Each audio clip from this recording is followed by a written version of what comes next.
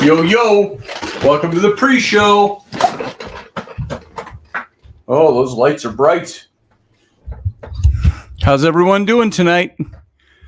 We got about 30 seconds and we go live. Well, we're live now, but I mean live. Let's see, what is with my lights? So bright. There we go. Here we go. We're going to go dark. We'll be right back.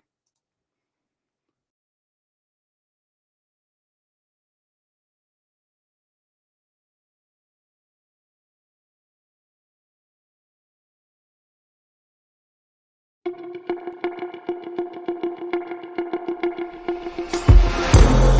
Intrepid radio program with Scotty Roberts. Intelligent talk.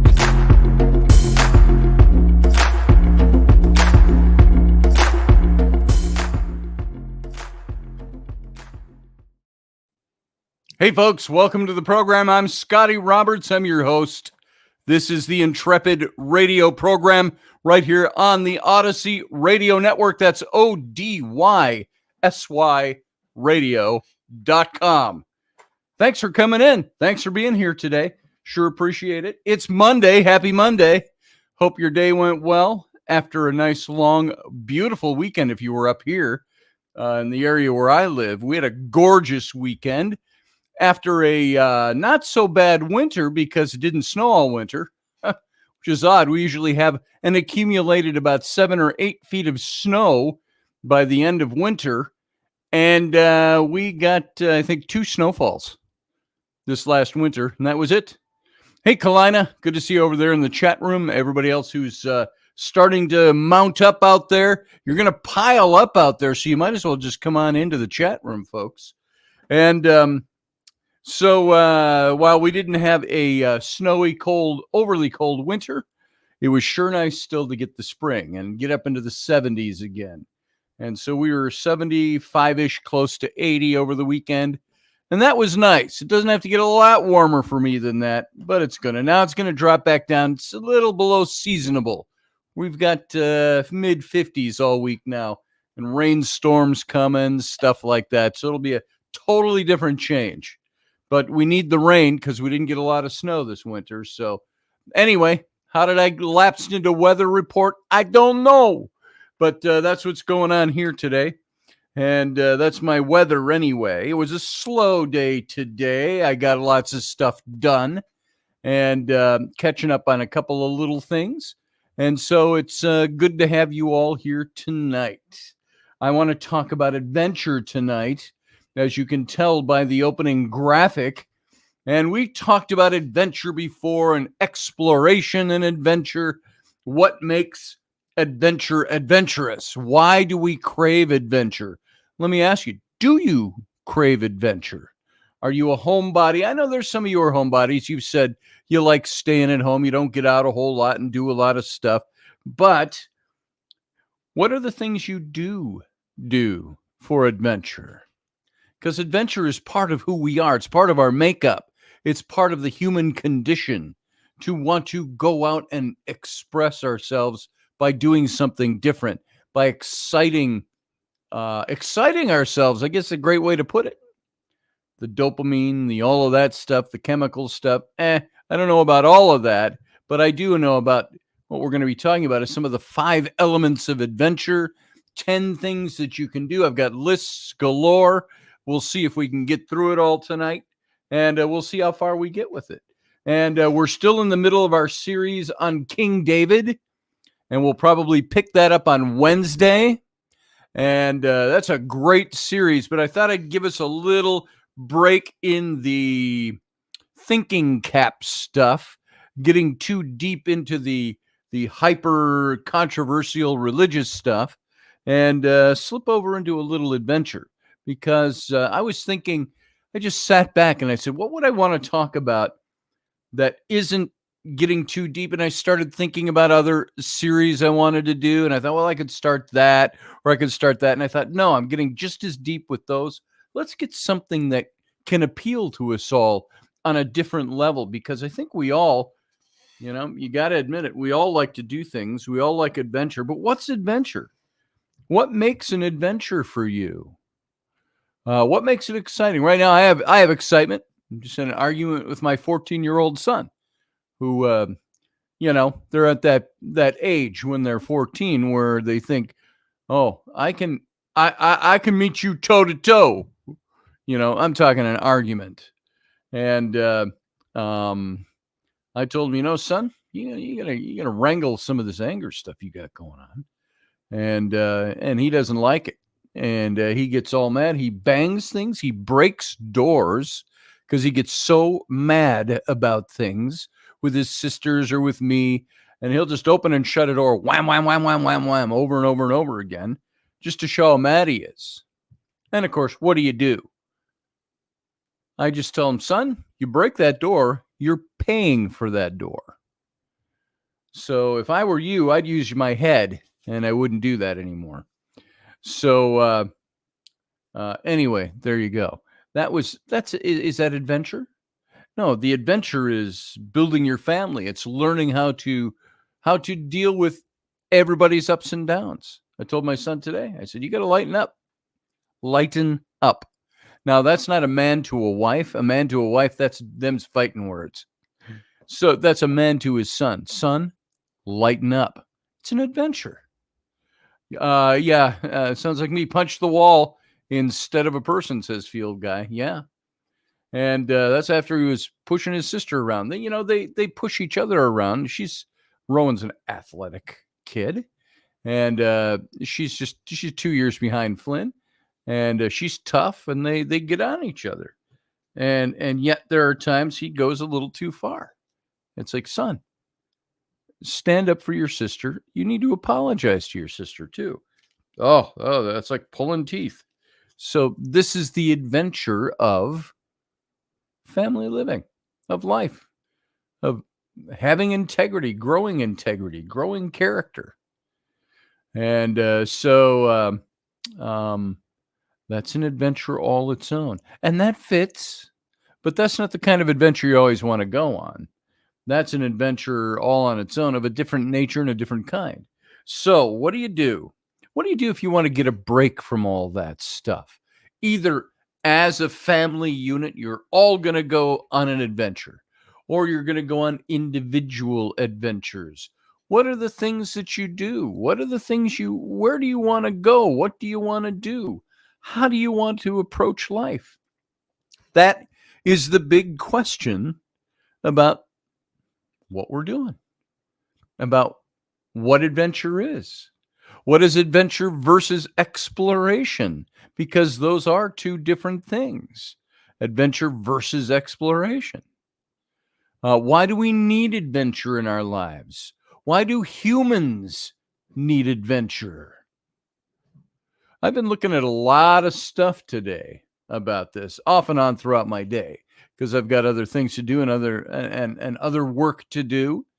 But I kept looking up different things. I got perspectives from psychological journals. I got perspectives from men's journals. Why does a man need to have adventure? And then the general, why do people need adventure? To break the monotony, Kalana says. Hey, Steph Cuervo Queen, I like adventures with friends. She said, and that's actually one of the points that we're gonna get to in this tonight. So the first thing I want to look at as we start talking about this is I want you to think of these things and take them to heart, take them into your head as you think of this. Adventures are really made up of 5 different elements. Now, you don't have to be by adventure. You go look up adventure online, Google it, and look at pictures. It's all people climbing mountains or rock face climbing or kayaking or canoeing, or those are adventures all on their own. But the kind of adventure I had didn't necessarily take place in those kinds of things. So I'm assuming not everybody views adventure as the same thing, but it's still made up of the same elements, no matter what you do. For me, adventure was probably some of the highest adventure I had was in Egypt. The several times I went to Egypt, the looking for the lost quarries of Armant with a couple of different archaeologists and my friend John and Maria. And we're way out down south of civilized Luxor, out in the desert, in the Theban Mountains, which is a low mountain range in the desert. It's not like the Rocky Mountains or anything, the big rocky hills. And so we're climbing up through that. And it was an adventure, not climbing with ropes and spiked shoes and things like that, just big hills. And we're climbing up rocky faces and cliffs and things like that. Nothing too life harrowing. And that was an adventure because not only were we out looking for something looking for traces of this lost quarry, but also we were out there enjoying, it sounds weird, but the desert, the great outdoors. We were enjoying life and having an adventure. So the first thing about adventure, whether you are kayaking or mountain climbing or walking through the desert or looking for artifacts, doing archaeological work, walking through the woods, doing forestry work, that type of thing. Adventure, one of the first key elements is that it is high endeavor. It is high endeavor. It's the ability to think big and think bigger about who you are, about how you live, about what you can do in the world, about what you can contribute to the world. High endeavor, this is where some of the exploration comes in.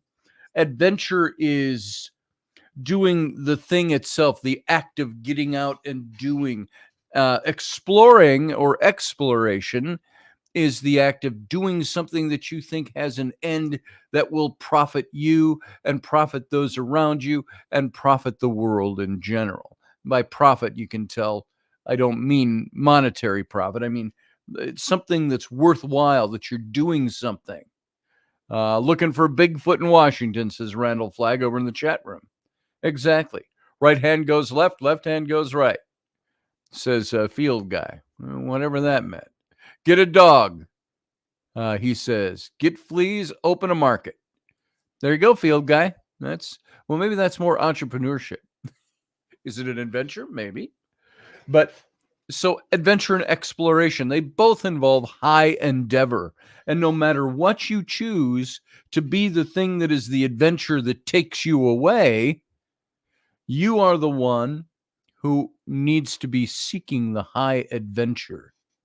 There's also adventure is total commitment. It's the spirit of willingness to embrace challenge, to move towards success.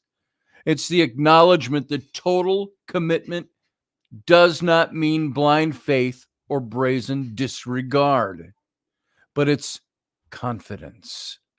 It's a belief in the face of challenge. This is what adventure is. We're going on an adventure, said Bilbo Baggins.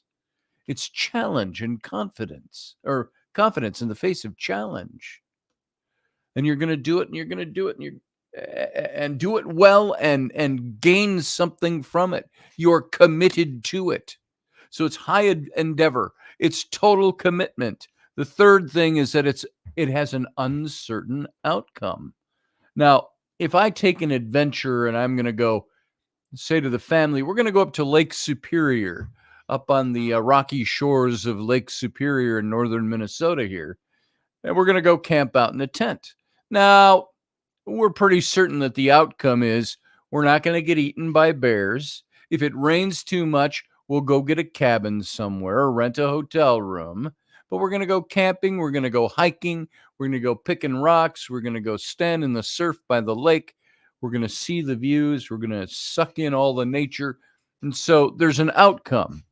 But adventure generally has an uncertain outcome. It's a predetermined outcome, is not an adventure, but a packaged experience or an amusement ride. You pay your $5, you get in, you strap in, you take the ride. 3 minutes later, you're done.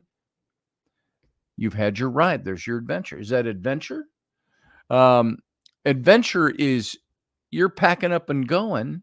You might know you're coming home at the end. At least you're pretty confident you're going to come home at the end, but you don't know what you're going to find while you're out there. So life is uncertain, and you have to get comfortable with that. It's the acknowledgement that there's going to be adversity and unease, but that an uncertain outcome is a gift of possibility. Now, I'm kind of sticking my mind into a bit into the family adventures, trying to keep it more sedate and more close to home and more familial in nature. But there are things that you do when you go out. Let's say you go out alone or you go out with a friend, like Steph says, she likes to go adventuring with friends. You go out, you may not always know exactly what's going to go on. Uh, John and I went with a dozen other archaeologists one day in Egypt, and he had been looking at Google Earth and saw a few structures, what looked like structures on satellite pictures out in the desert, about 8 to 10 miles out in the desert from where we were. And we're talking Sahara here. And so we mounted up the donkeys and we put some gear on there. We were planning to come back the same day. We weren't going to go tenting out in the desert. We were going to go walk about 8 to 10 miles out into the desert and search around at those coordinates and see what we find and come back. And the interesting thing is that on the way, John said, now that you see that hill right there, that rocky hill up on top, there's what looks like a pile of rocks. When we went up there, it's all herringbone weaved pattern in rock walls that have been crumbling and old fire pits and things. He said, this is a Roman fort. There was a Roman outpost here. And he says, now if you look down here, he says, right down to where we came, we're only maybe 30 feet up off the desert floor up on the top here, maybe 50, something like that. But we're looking down there and you can see the road. There's a road half buried in the sand with curbs on it that came down and it crossed the gully. There was a bridge there once and it turned and it went out to the quay out on the river, which was about a mile that way. And you could see it from up there. And so this was a little outpost out there. And then we went out and we found what the structure was. It was an old hunting wall that was probably pre-dynastic Egypt. You're talking 8 to 10,000 years ago. And it was a wall that was built in a curved shape, kind of an S with a long end on it.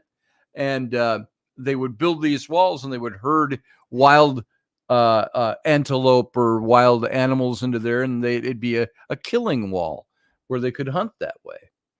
And so it was fantastic. And we went out there, we found, so, well, John and I wandered off from the group. We're looking at stuff. We're finding hieroglyphics and old markings on rocks that nobody knows is there.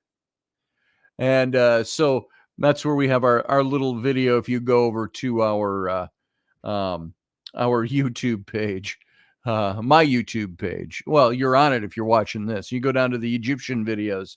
You'll see where we were we were lost, but not lost.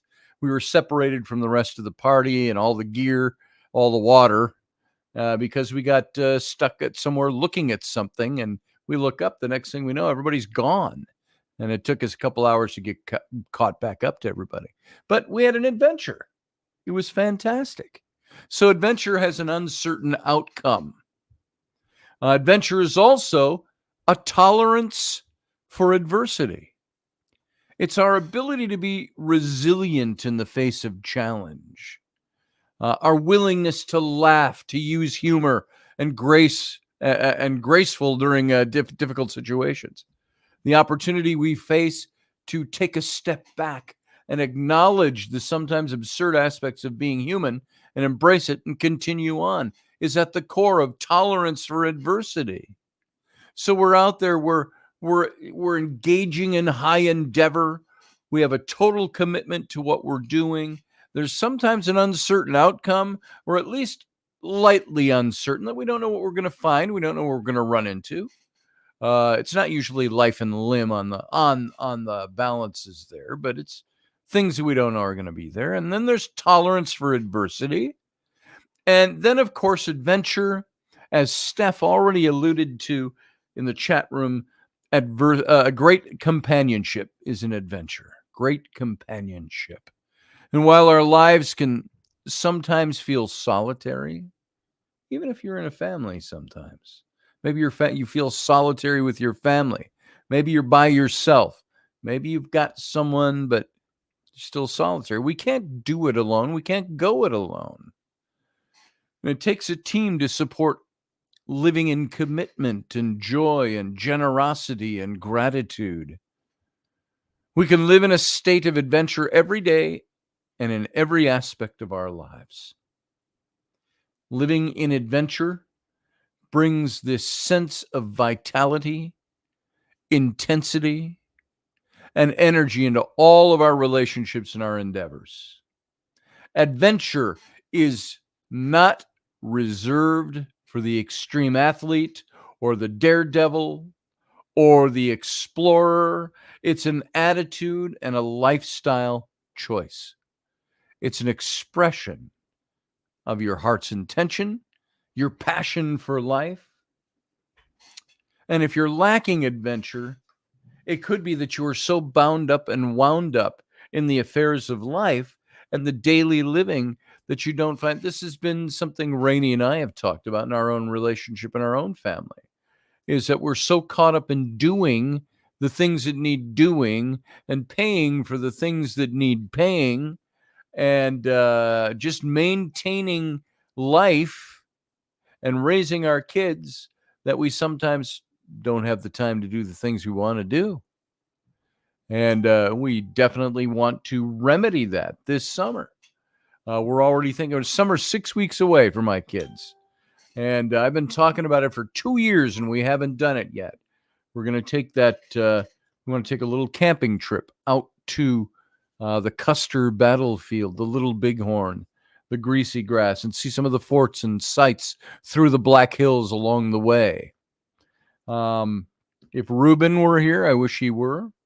A little update: he's still in care, and still they're hoping that he's going to recover some memories and things like that. So head trauma, for those of you that don't know, for our good friend Ruben Fast Horse. But if he were here, he'd bring us on the reservation. I'd like to see Wounded Knee. I don't know how.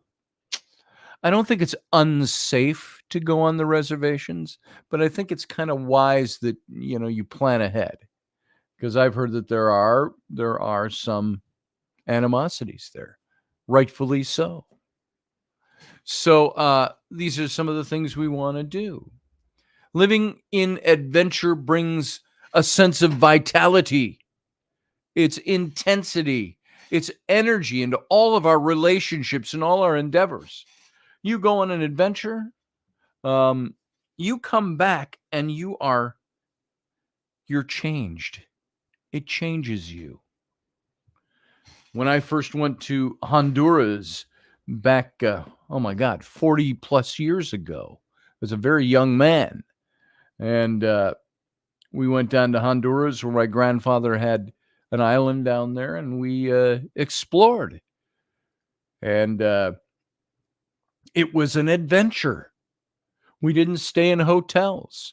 There weren't that many there. It was pretty third world living, and it was very happy, very joyful, very exciting to be there.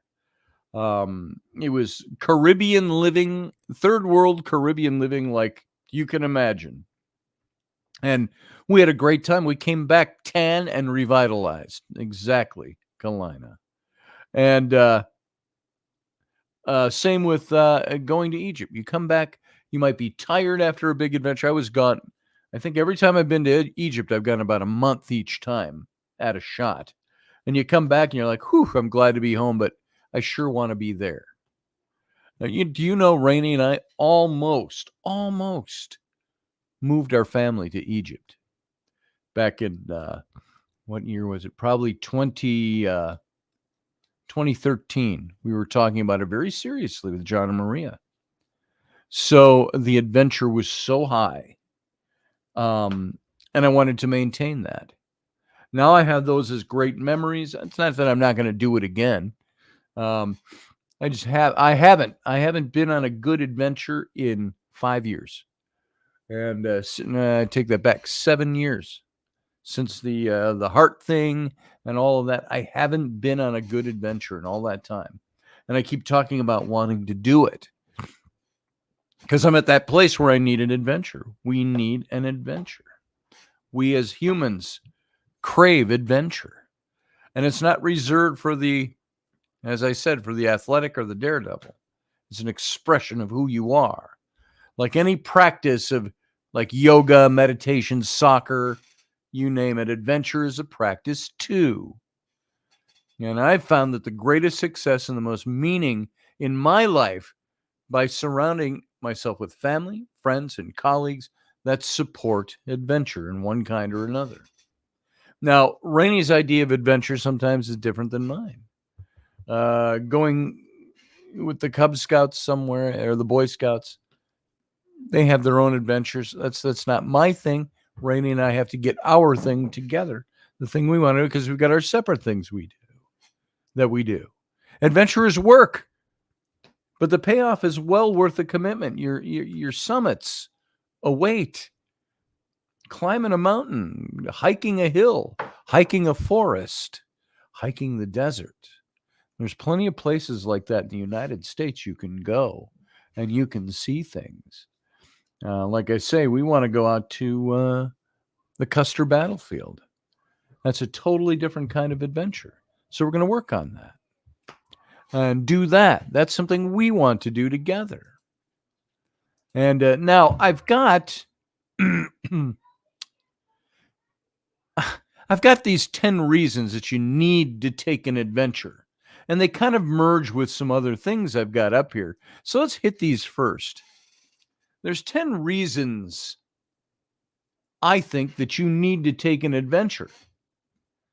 And there's scientists' advice is adventure travel is a necessary activity for the people, especially who are living in a busy city.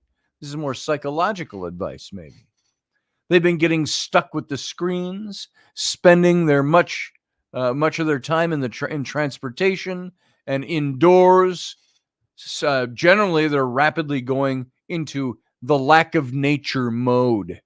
That's what a lot of us are in.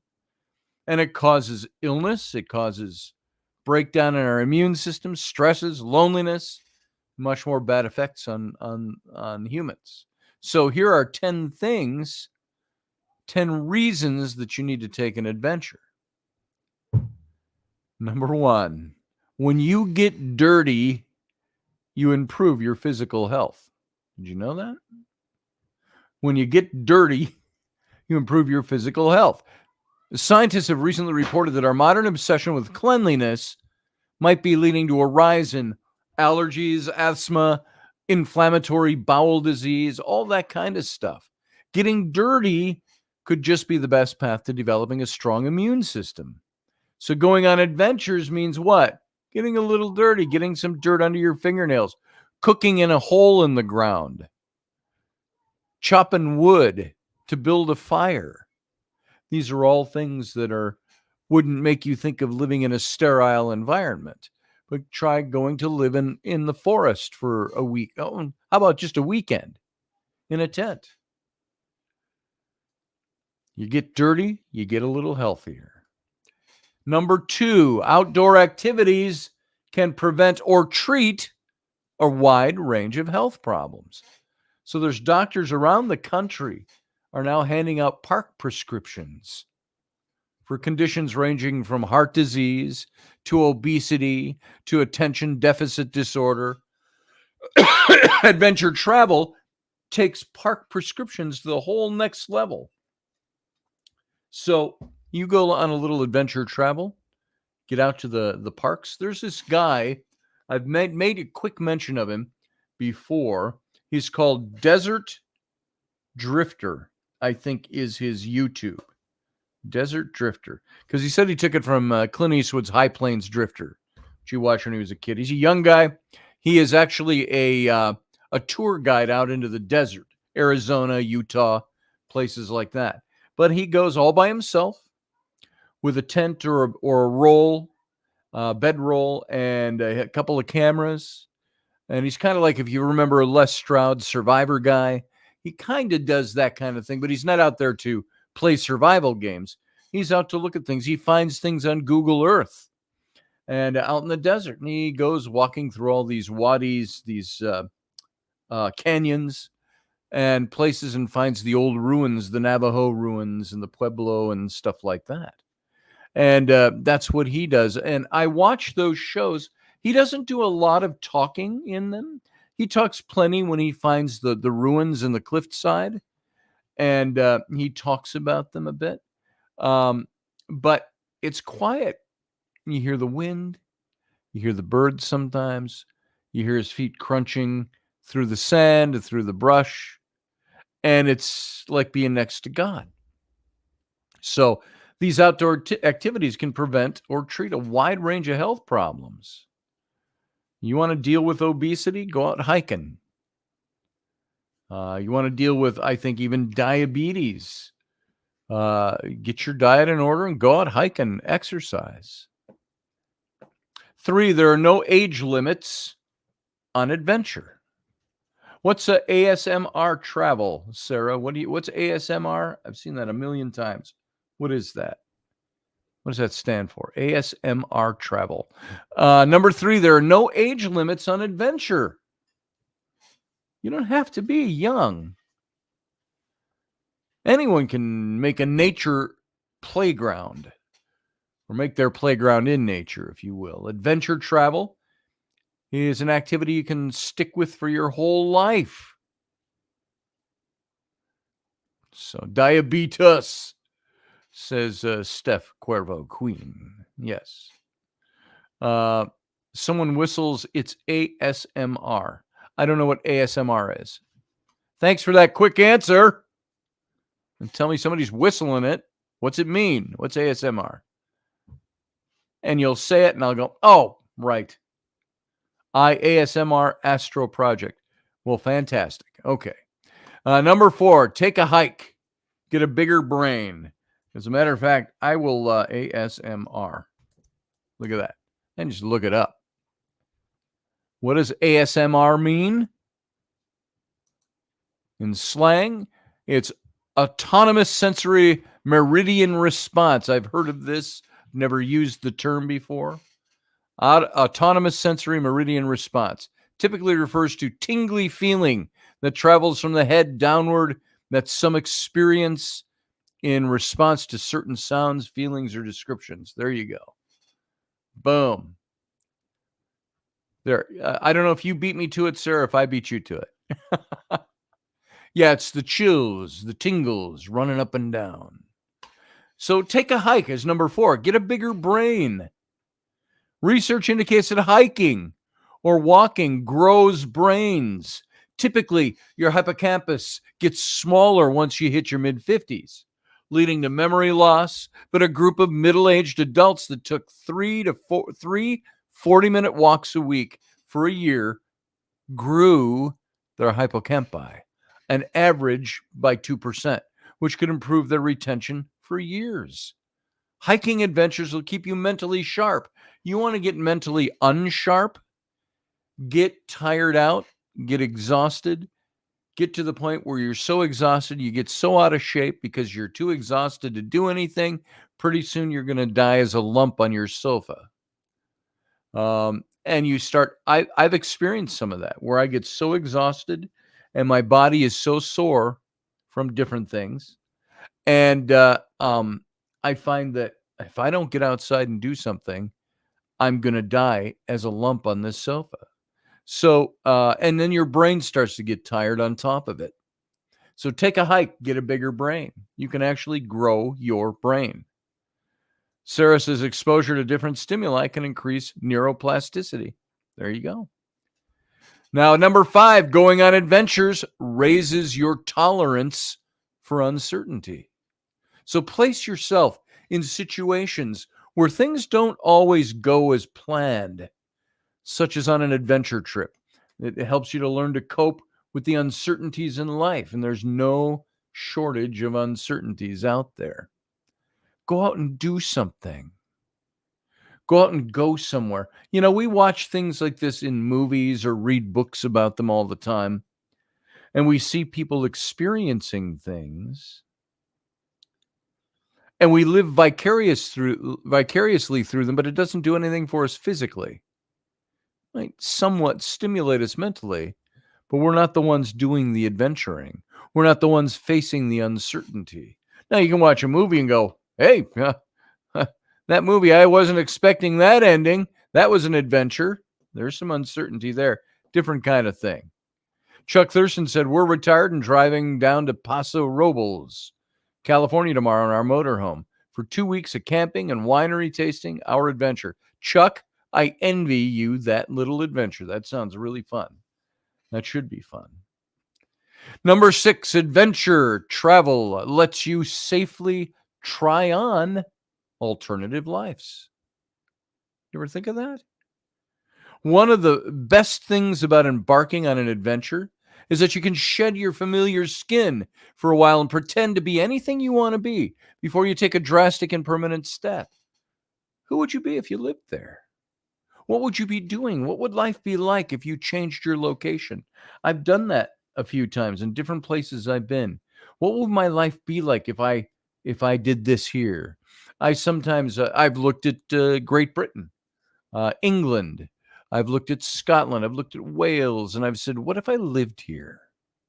What if I could have this all within a day's drive of where I am? And you know what? And then sometimes we think about trips like these, England, Ireland, Scotland, or unless you live there, or Egypt, how impossible they seem sometimes. Yet Chuck is taking a trip in his motorhome down to California. That costs a few $100 in gas, I'm sure. So you look at the expenses that we have in normal day life. Now that's a little adventuring for Chuck, but imagine your day-to-day life, the things you put money away for, so you have some money to fall back on, or you're saving to do something, take a trip. You know, the last time I went to Egypt, it was $800. $800 round trip to Cairo. And then from Cairo down to Luxor was another $125. That's all gone up now, but the exchange rate is astronomical too. When I went there, the last time I was in Egypt 7 years ago, the exchange rate was $1 bought you 7 or 8 Egyptian pounds. Now it's something like 50 pounds for $1. So the exchange rate is high, but they also adjust their prices. At 7 miles per gallon, a lot more than a few bucks in gas, says Chuck, I'm sure. And so you look at this and we say that we have all these reasons, all these excuses. I can't do that. Oh, it costs too much money. Oh, I got to do this. I got to do that. And you know what? You can get around figuring out anything you want to figure out. Going to Egypt, if you planned ahead, if you plan 6 months to a year ahead and say, next January, I'm going to go to Egypt. And you say, what's airfare going to cost me? It's going to be about $800. So you save up the $800 for that. You save up the $125 to fly down to whatever the rate is now, and the money that you'll need to stay. Now, I'm lucky I have friends to stay with in Egypt. And if I didn't, I could stay at one of the bed and breakfasts down there, or the little motels, local hotels. And they're really good. And so what's stopping you is the question. I could go to England and Scotland anytime. I have so many friends in England and Scotland. Traveling alone is different than traveling with a family, by the way. If I were to take a family to Egypt, that'd be an adventure for sure. It might be a nightmare. But I'd like to take my kids and my wife on an adventure with me and do things. But when you're doing this stuff alone, it's a lot easier, certainly, than planning on it for 4 or 5 people or even 2 people. So, yeah, there's all kinds of things you can do. So don't let you can live alternate lives. And before you take this drastic permanent step, You got to ask yourself, am I going to enjoy being here? And when you're there, can you imagine yourself being there? That changes you. That's why we were looking into moving to Egypt once. I'd move to Scotland in a heartbeat. So Rainey wants to move to Alaska. I don't, but she's had adventure in Alaska. She goes up there every summer and goes salmon fishing with her sister and her brother-in-law. She took Flynn with her last time. And for me, Alaska, I'd like to see it. It's not a big point of adventure for me. It's not where I want to do my adventuring. So, doesn't mean I wouldn't enjoy it. Yeah, Chuck. He says, I'm not looking to leave any money for anybody. They'll just waste it. There you go. Number 7, going on adventures fosters reflectiveness. It's a mental skill, often in short supply today. Adventures give us pleasant memories, which we often bring back to the forefront of our minds for reminiscing. This means that our journeys marinate a while, an especially valuable exercise these days. So when we're also perpetually busy, that most of what we do passes by in a flash and is gone forever without having any real meaning attached to it. But reliving our adventures again and again allows us the time and the capability to learn something from them. Why do you think I have all the stories I have? I relive my adventures with you guys. I just ran across something. It made me think of this. It's over on my Facebook page. My daughter, after they came, my twins came with me to Egypt back in 2014, and my daughter Abby had sent something after that trip. And I'm going to just scroll through my page. Here it is. This is what Abby said. And it was a picture of me. You're seeing my back, and I've got my fedora on. And I'm up in the mountain at Serabit el Khadim in the Sinai Desert. And I'm looking down into the wadi, standing there leaning on a big rock. And Abby wrote this. She said, it's counterintuitive that something like a physical object that you can keep for a long time doesn't keep you as happy as long as a once and done experience does. Ironically, the fact that a material thing is ever present works against it, making it easier to adapt to. It fades into the background and becomes a part of the new normal. But while the happiness from material purchases diminishes over time, experiences become an ingredient an ingrained part of our identity. And that's the goddamn truth. There's no other way to put that. And Abby was right on. We can buy things, and yeah, you want to buy things, you want to keep things, you want to have your souvenirs, your little things that remind you of where you were and the trips you were on and all of that. But at the same time, it's the experiences that you take with you that you will have with you forever. And that's what I've got. That's, when I was gone on my adventures in Egypt, I took thousands of pictures. Why? Because I wanted to compile something, a history of what I was doing, a history for my kids, a history for my wife, a history for my posterity, if you will. And I wanted those to be things that I could take with me all the time, that I have those memories. Now, you can go without a camera, certainly. You can adventure without a camera. I don't like to, because I like to record the places I've been. I'm very visual that way. And so I like to have photos of the places I've been and the things I've done, because, one of these days I'm going to write a book about all my ghost experiences, my mystical experiences, my travel experiences. And I'm going to, as I've written that book, I'm going to put that all in, and I'm going to have a bunch of photos to go along with it. By the way, this is that photo that went along with that. There we are. We were up atop Serabet El Khadim is across what you see down at the bottom there, the desert wadi, the sand down there. We're a good, I don't know what our elevation is, but we climbed up here pretty high. And then we go down the other side. We go up the other side to Serabet El Khadim. Sarah says, I like going without a camera, less worried about getting shots and more like being in the moment to the fullest extent. I get that.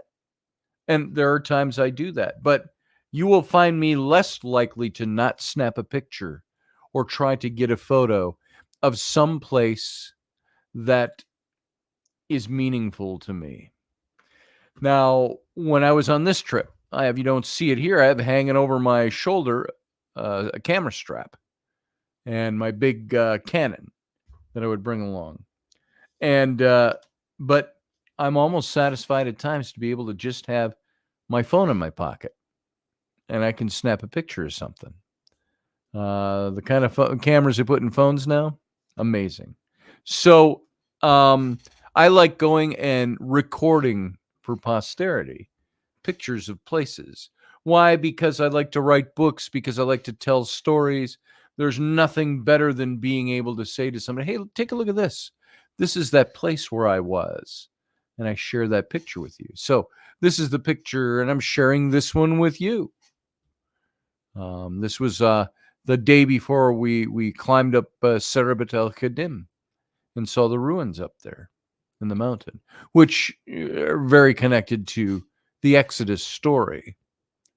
So anyway, there's that. So let's get back to these 10 reasons. Number 8 is adventure travel feeds your dreams and it builds your confidence. There's the editor of National Geographic Traveler magazine once suggested that the cycle of travel went kind of like this. 1, dream. 2, plan.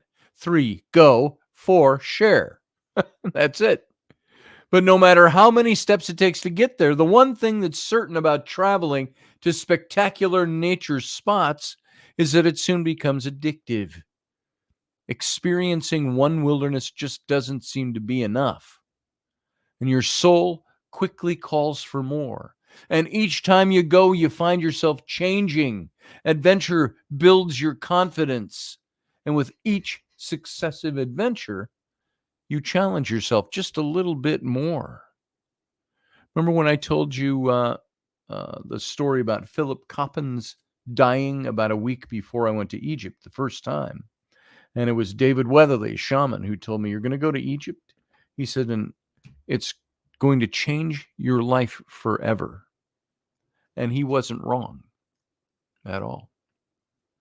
Number 9, adventurous experiences remedy a societal ill that we all suffer from. Today, we're facing what some have described as an epidemic, the loss of the adventurous childhood. Why do you think some of those movies and books are so popular that focus on guys? You'll get this. All the guys, y'all got together on your bikes. If you're old like me, got together on your bicycles and you did stuff. You weren't bound by video games anywhere. We didn't have them yet. Girls, you've got your same things. But we all have the adventurous childhood, the things that we did as kids, the fear of the unknown, which was only right around the corner when we were kids, or it was in that little wooded lot, the one lot that was a double lot, that was a wooded lot with paths going through it and an old house in it that we thought was haunted. Nobody lived in it. Derelict house in the middle of the city, northern suburb of Minneapolis. And now, of course, that's all gone. It's been gone for years. That whole big corner lot now has 3 houses standing on it. Just typical yards, houses, bumping up to the side of the park. But back then, that was an adventure. The old tree, the big old oak tree that fell down in the fields, which are now Interstate 94 coming out of Minneapolis. that tree. We go climb in that tree, build forts in that tree. That was an adventure. So the Outdoor Foundation reports that youth participate in outside activities has declined for 3 straight years. And when parents overschedule kids and insist on being involved in every one of their activities, when they become helicopter parents, they kill a child's desire to explore. The spark for wanderlust goes out permanently. So that's a melee that we are all facing, malaise. Number 10, adventure travelers may be more important than ever for making the world a better place. We all see how the world is going right now. We all look at Israel. We look at Iran. Iran attacking Israel. For what reason? To wipe them out. I've got opinions about that, and I've got theories about that too. But you look at the world that's going on around us right now. We've got people who have migrated to America in Dearborn, Michigan, and in California that are openly chanting death to America. Now, somebody might say, oh, it's metaphoric for their religion, whatever. I don't give a good goddamn. These are the things that are going wrong with our world. And it's up to us, if we're adventure travelers and we seek adventure, that might be more important than ever for saving our world from itself. There's that select group of people that just may turn out to be adventure travelers, those who are typically the ones who venture beyond the envelope to the great outdoors. As John Muir, he's an old photographer, adventurer, said, keep close to nature's heart and break clear away once in a while and climb a mountain or spend a week in the woods. Wash your spirit clean. John Denver called it Rocky Mountain High. Let your friends and your family encourage you to take the adventures right now and share these ideas with them. This is something you all can do. We all can do. JP says, did all of Route 66 been to East Coast, West Coast, up north, and deep into Texas on your motorcycle? Yes. And that's a different kind of adventure. It's still adventure. It doesn't mean you're necessarily out communing with nature and no people around. You're in civilized areas, but man, what an adventure to go on. Carlin, Nevada, says Chuck Thurston. That run-down shack by the river, haunted, they said. Oh, hell yes. But I'm a little odd. I didn't find it threatening or spooky, just interesting. There you go. That's so very cool. Oh, you're talking about motor coach touring, JP. I thought you took a motorcycle on that. Or you and I were talking. Did you know Jason and I about 10, 12 years ago, 14 years ago, we were talking about we had to get motorcycles and go take a tour, go down Route 66 or something on our motorcycles. You did that in a motor coach. That's still pretty cool. MC touring is pretty amazing. Steph said, a friend of mine toured Switzerland on MC. That's where I want to tour. The video was amazing. Oh, you are talking motorcycle. MC, I'm thinking motor coach. MC. See, I'm not up with all you kids' abbreviations of things. Motorcycle. Okay, got it. You are talking motorcycle. That's how I thought you took that trip. My bad. So, yeah, and I still want to do that. I was talking about a motorcycle to my kids today. My son Flynn wants to get a motorcycle when he's old enough. So, there you go. All right, guys. We're wrapping it up for the radio audience here in the next, about 40 seconds. something like that, and we'll have to ditch out of here for radio. Why don't you stick around? If you'd like to talk a little more about this stuff and have fun talking about adventure, I'm sure I can get JP on here, maybe some other people, and we'll talk about some of this stuff. Think about what you can do to make your life more whole by breaking away from where you are and going to do something adventurous. That's what this was all about today. So I hope you think about these things. And maybe this will be the topic of one of my own personal books, although I have other books to write first. Figures, doesn't it? Radio audience, meet us over at YouTube. If you're not there already, youtube.com/Scotty Roberts, and live long and prosper. Join us every weeknight at 9 p.m. Central Standard Time, 10 p.m. Eastern. The Intrepid Radio Program, a Scotty Roberts Productions broadcast.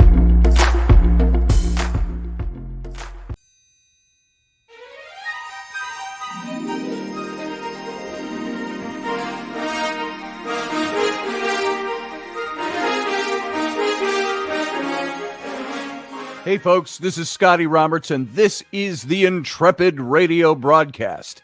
I've been broadcasting for about 20 years now, covering such topics as science, politics, the paranormal, weird science, weird world history, archaeology, and the paranormal. Everything from ghosts to cryptids to creepy things that go bump in the night. So every week I bring you 3 new episodes. Come and join my channel and also be a patron to this site. So see the details below, and we'll see you here.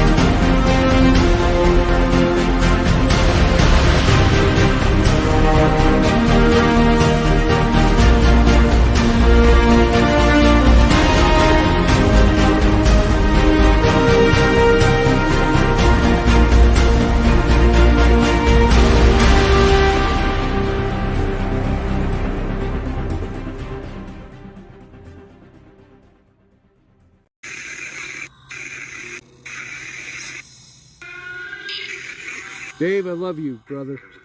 I I miss you too. I miss you too, I heard. Yep, Did you guys hear that? I heard that. I miss you, Dave.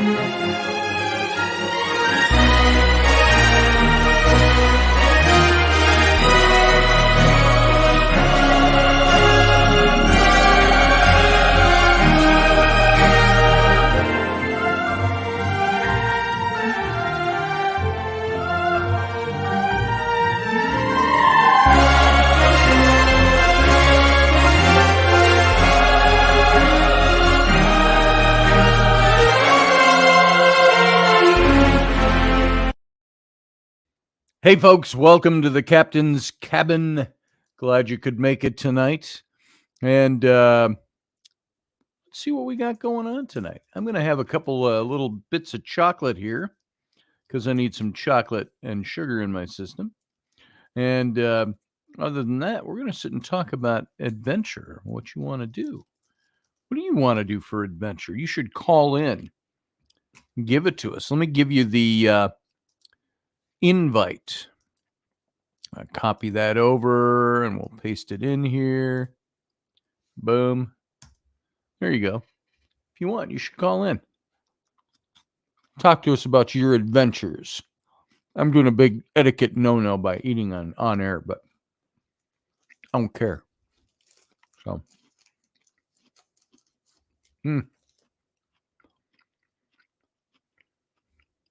I'll just sit and have my chocolate. Wait for you guys.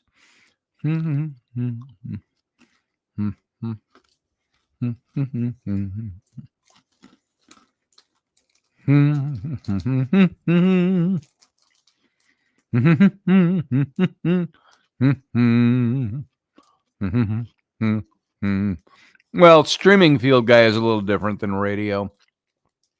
That's what we're both doing right now. We're podcasting. That's different. You don't want to go on air on radio and eat. So this technically isn't a radio show. We're just streaming. So I'll call in, says JP. Otherwise, I can start singing songs. So I got a lot more I can say about adventure, by the way.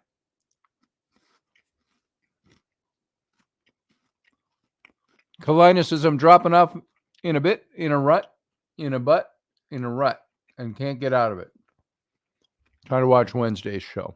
Good night, all. See you, Kalina. All right. There he is. Here Adventure I am. Personified. I wouldn't necessarily say that, but Ooh. But it looks good. Dude, I should go put on my leather jacket and my fedora. oh Lord, start a trend. Yeah. So, my adventures, huh? You want? Yes. Okay. I know you've had... Where do I start? You know, sometimes the adventure doesn't always seem like an adventure till you're out of it. Sometimes it's harrowing. Yeah. Like, wow, that was an adventure. True. Sometimes parts of the adventure are harrowing, and then it picks back up being a fun adventure. Mm-hmm. Case in point, when I was doing all of 66, and I had a bee or a yellow jacket go up my motorcycle jacket sleeve. Nice. Yeah, that was harrowing. That was interesting. Oh. Yeah. I was riding a bike once. Not an MC. Just a bicycle. A BC. See. I was riding a BC and I yawned. And I got a wasp in the back of my throat. Oh, Jesus. Killed it right away. So I was going pretty fast, but we spit it out real quick, but there wasn't much left of him. Oh, God. I had a buddy of mine took a hummingbird to the chest while he was riding. A hummingbird? Yeah. Depending on how fast he was going. Well, I know what like road a bullet. it was on the road going off of Range Road out towards the back gate of Fort Leonard Wood. It would turn right to go down to TA 244, training area 244, or the $1 Million Hole as they called it.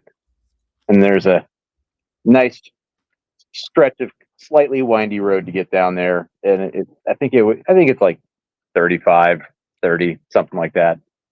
But yeah, he took it to the chest, and he had a nice big welt. I'll bet. Steph says, so Scotty, by adventure, do you mean bucket list? No, not necessarily. Not all adventure is bucket list stuff. I say I'm kind of a person that I don't even have a bucket list. I have a couple of things I would like to do, but I don't go, before I die, I must do this. I must climb Mount Everest. Nah, that isn't going to happen. You know why? I don't want to climb Mount Everest. I got no desire to do that. It's not in my blood. I want to do other things. There's too many dead bodies on Everest. What's that? There's too many dead bodies on Everest. I know. I don't want to be one of them. And it's not because I'm afraid of dying. It's that, first of all, I don't like snow. Second, I don't like ice. Third, I don't like wind and snow and ice all put together. 4, I don't like wind and snow and ice all put together when I have to use ropes to keep from falling to my untimely death. So, and don't forget the real fun one, oxygen deprivation. Oxygen deprivation, where you don't even know it. And all of a sudden you're lightheaded, and next thing you know, you're dead. So, Steph, bucket list? No, I don't mean bucket list. You can talk about bucket list if you want, but talk about adventure. What are some of the things you want to do?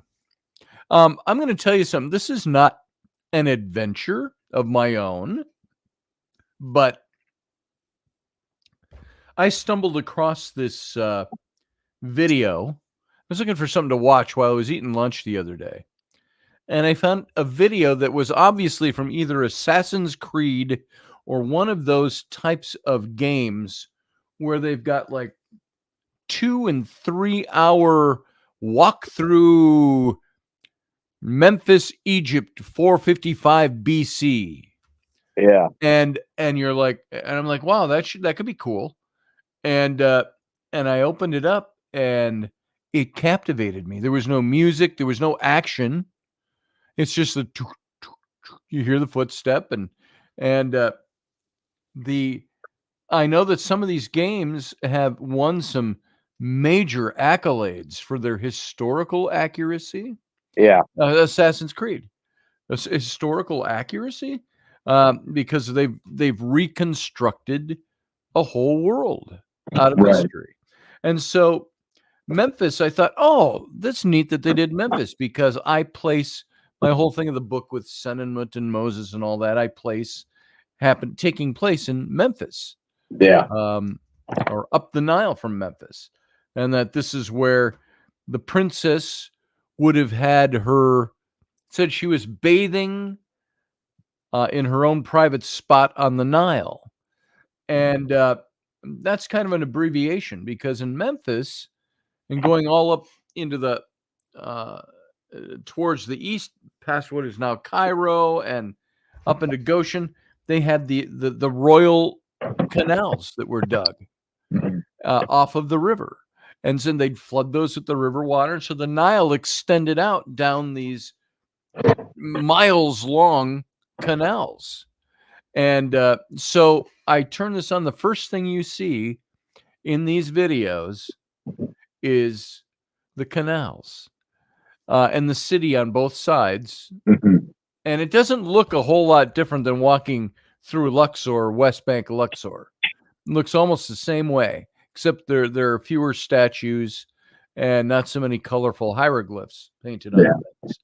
But I have found that was almost a vicarious adventure, watching something that's created like that. And I just sat there. I told my daughter today, I said I was drinking coffee. It was morning, and I was drinking coffee.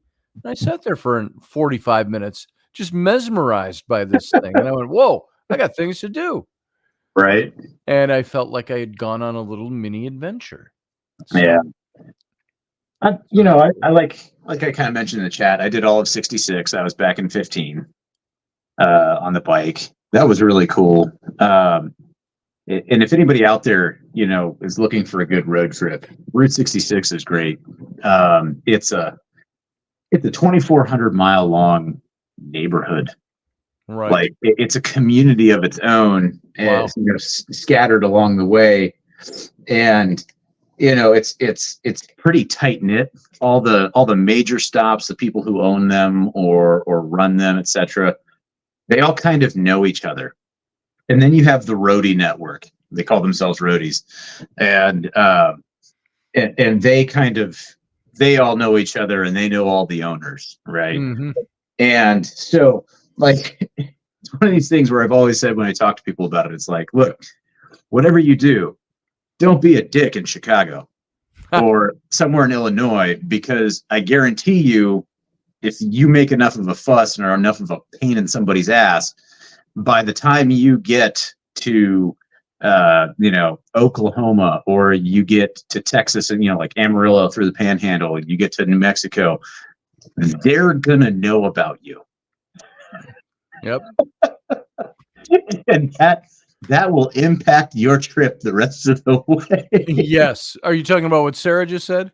What you just see and carrying your own poop Carrying down your own the poop mountain. up and down the mountain. Oh, No, okay. that's I thought Everest. you were making reference to what she just said. Okay. No. Like if you're a jerk and you're rude and you're a bad customer, like people like, hey, be on the lookout. There's this, couple, or there's this guy, or there's this group of people, and they've been nothing but problems, and yada yada. But for the most part, though, you don't get a lot of that, though, which is nice. But there's just so much to see, and so much open country to ride through. It's pretty awesome. Nice. Less adventuresome in terms of adventure, or what is typically accepted as adventure. Yes. Is something that I've been wanting to do, and I really started wanting to do it kind of when I got up here, and I kind of got more firmly entrenched in the wing that I worked for. I want to take the Empire Builder out of Chicago and take it all the way to Washington. I can't remember where it ends. I think it's Olympia. It might go into a different place, but after that.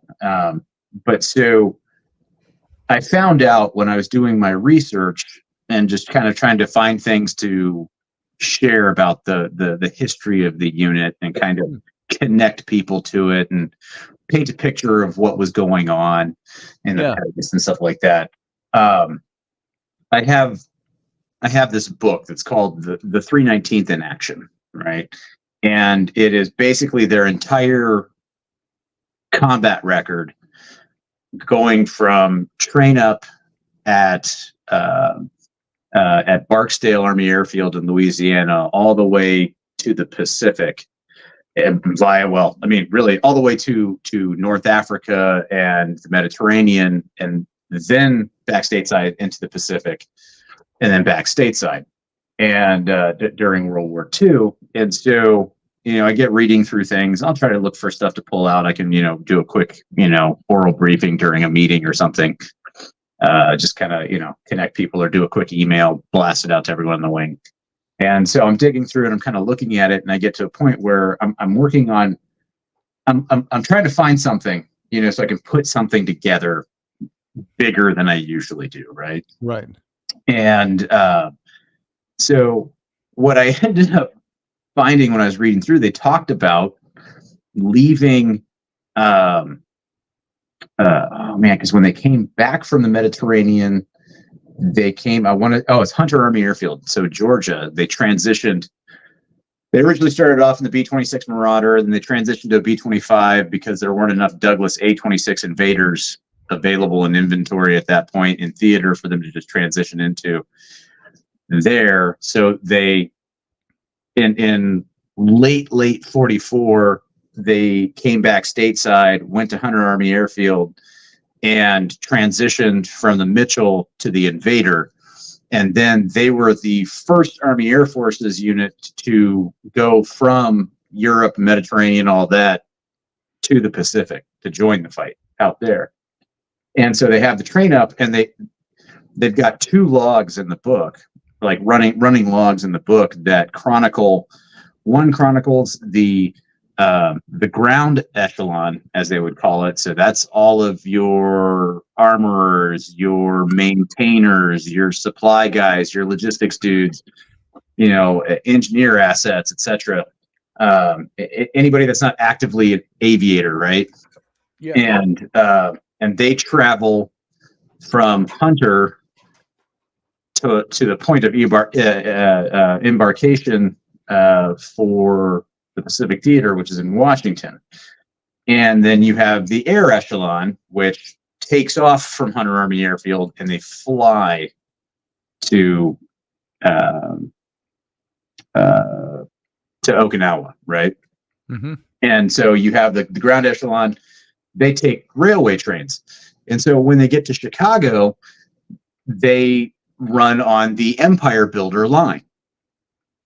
And, it comes out of Chicago and it goes, through Minnesota. Like, it comes up through Minnesota and into, and then it comes into North Dakota and comes, it actually runs through Grand Forks, where I'm at. And then it, shoots straight, west, basically, and continues on until you get into Washington. And, so I started kind of putting together this map, right? Showing the movement, and I started off with the states and tracked the states, and I blasted that out one day. And then I started tracking the troop ship through the Pacific to Okinawa. And then I blasted that out another day. And then I did a 2-map thing showing the air echelon because it took a lot less time, right?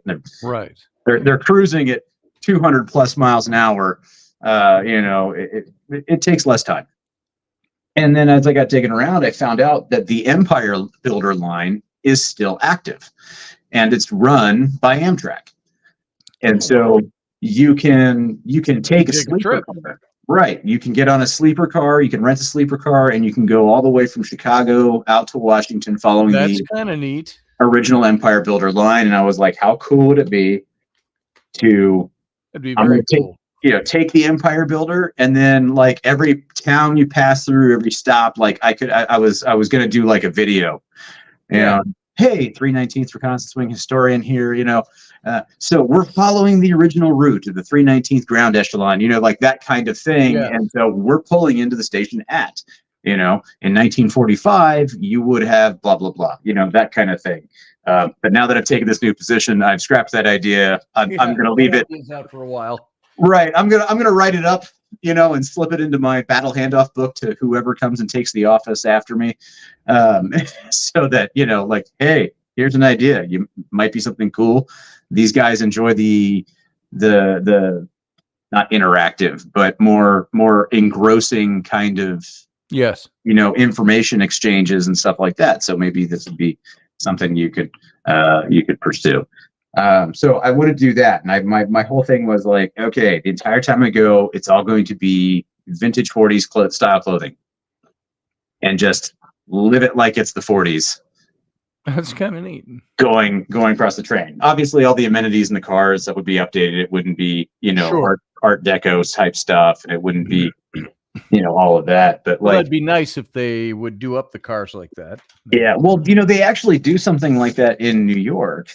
And they have the holiday train, right, or a Christmas train or something like that, and it happens in New York City, and they bring a number of the vintage subway cars that they've maintained, and they put them back into service on the line, at given given time frames on a specific route, and people show up in droves in period dress, filling the cars. I mean, like filling up the seats, and it's standing room only. You're hanging there like a, rhesus monkey on the loop. That's kind of cool. Like, and everybody is to the nines. It's all late 30s, Nice.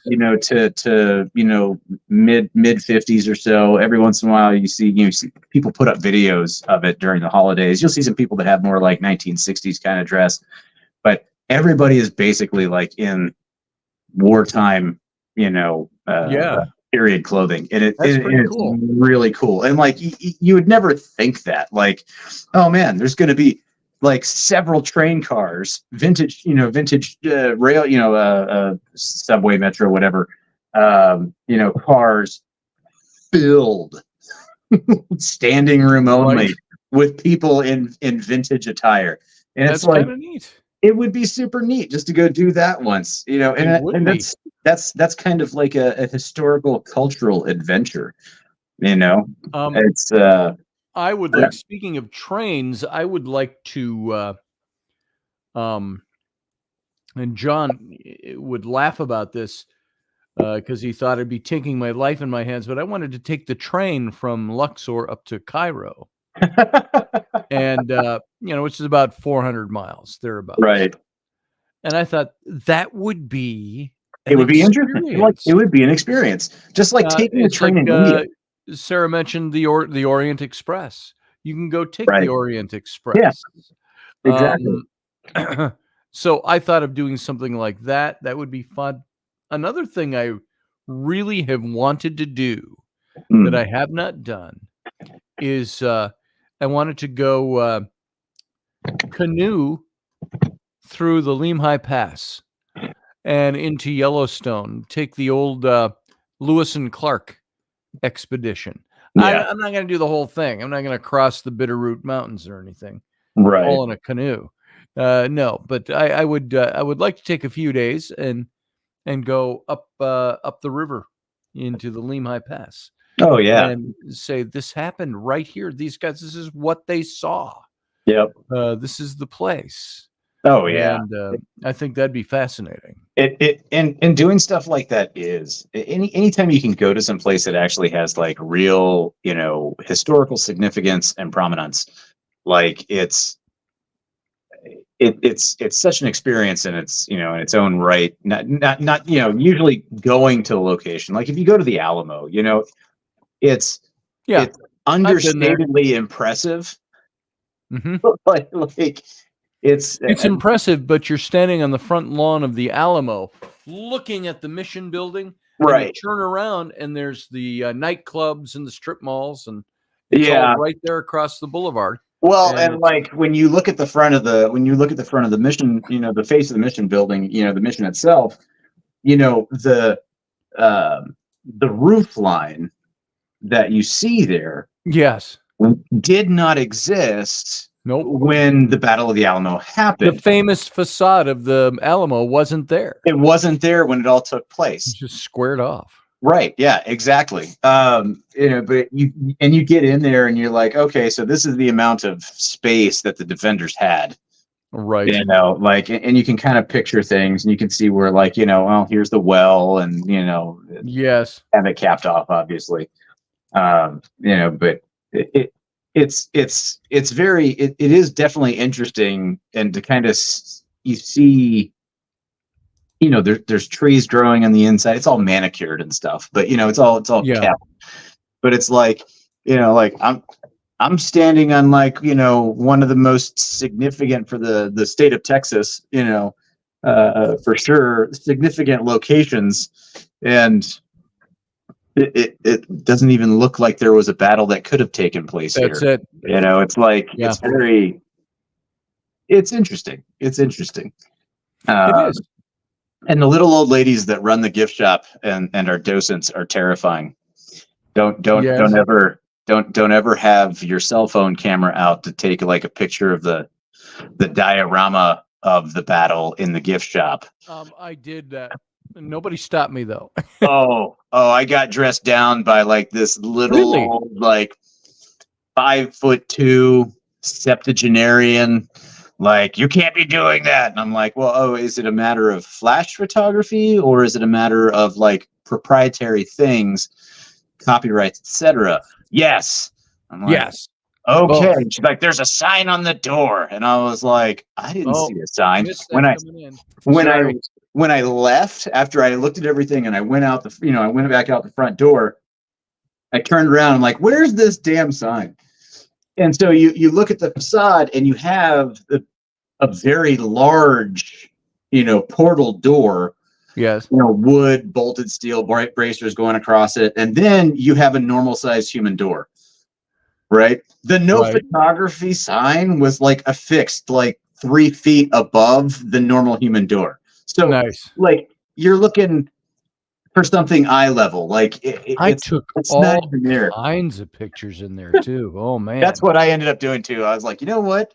No. Well, it wasn't inside like taking pictures of the structure. It was taking pictures of everything in the case. The cases. That's what I took pictures Yeah. of. Uniforms in the cases. Yeah, Fess Parker's flintlock His rifle. coonskin cap. Yep, and it was really funny because I kind of got digging around, later, because I was like, I can't be the only person who's put up with that. Like that was like I got dressed down by this little old lady for taking a picture of a model in a glass case. Right. It wasn't even like a 150-plus-year-old artifact that you would be worried about being exposed to flash photography.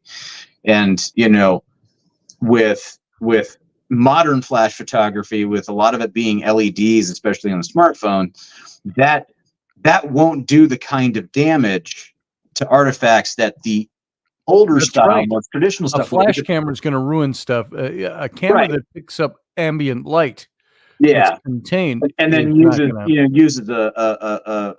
like a 6,000 Kelvin range LED of pure white light, as the flash. It's not going to degrade the artifact like the old flash bulb would. And, so I'm sitting there looking around and trying to dig through things. And turns out like there's actually some stuff in the display cases where it's like there's some contention about it, like between Texas and Mexico. Oh, because sure. It's like Mexico's like, hey, that's our shit. That's our shit. Give it back. And so we want it fair and square. If nobody's taking pictures and posting it anywhere, I guess but they don't know can't hurt the Alamo. It's the only thing. My buddy took this picture of me there when we got there, and we wanted to do some paranormal investigating, very low key, and of course you can't without permission, right? And they don't like it at all because it's still considered to be a church. The gardens are beautiful. They still consider it it's sacred, like sacred ground, and historic sacred ground. Right. You look at Texas. We did a couple of things, like this is a picture I took that evening. Mm-hmm. But we just stood there with a recorder, and he had his camera, and I'm talking like I'm doing a video of standing at right here at the Alamo, and a lot of those. Maybe it's because we did that. A lot of those recordings were lost. We lost all the stuff that we did while we were there. Oh man! Somehow, I'm not sure how, but I can. Where the Alamo is right here in the smack middle of this picture. Yeah, this is one of those Google Earth pictures. It's I'm trying to make out. You can see the chapel there, right smack in the middle. But then you look around it. This is the city is just built up all around it. Yeah, it's kind of crazy, and you have that just stuck there in the middle of it. I can only imagine what the little old lady was thinking and other people, because when I rolled up on the Alamo, I had just gotten into San Antonio the night prior, like late, and I had been riding all day, and normally I would keep a small sample size tube of sunscreen in the front coin pocket on my Shop Perfecto motorcycle jacket. Nice. And like once I hit the Texas border, and helmet laws were no longer applicable. Off went the helmet, and on went the Brando motorcycle cap. Right.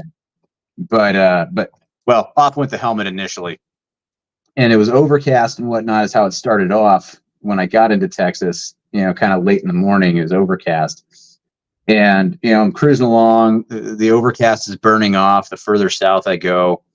And, I'm like, okay, well, the sun's out. When I stop here, pee break or gas, I'm going to put on my sunscreen. Well, wouldn't you know it? I cleaned out my jacket before the trip to make room for, receipts, toll receipts, whatever I might encounter and need to shove in pockets. I took the sunscreen out of that coin pocket. So I didn't have my sunscreen on me.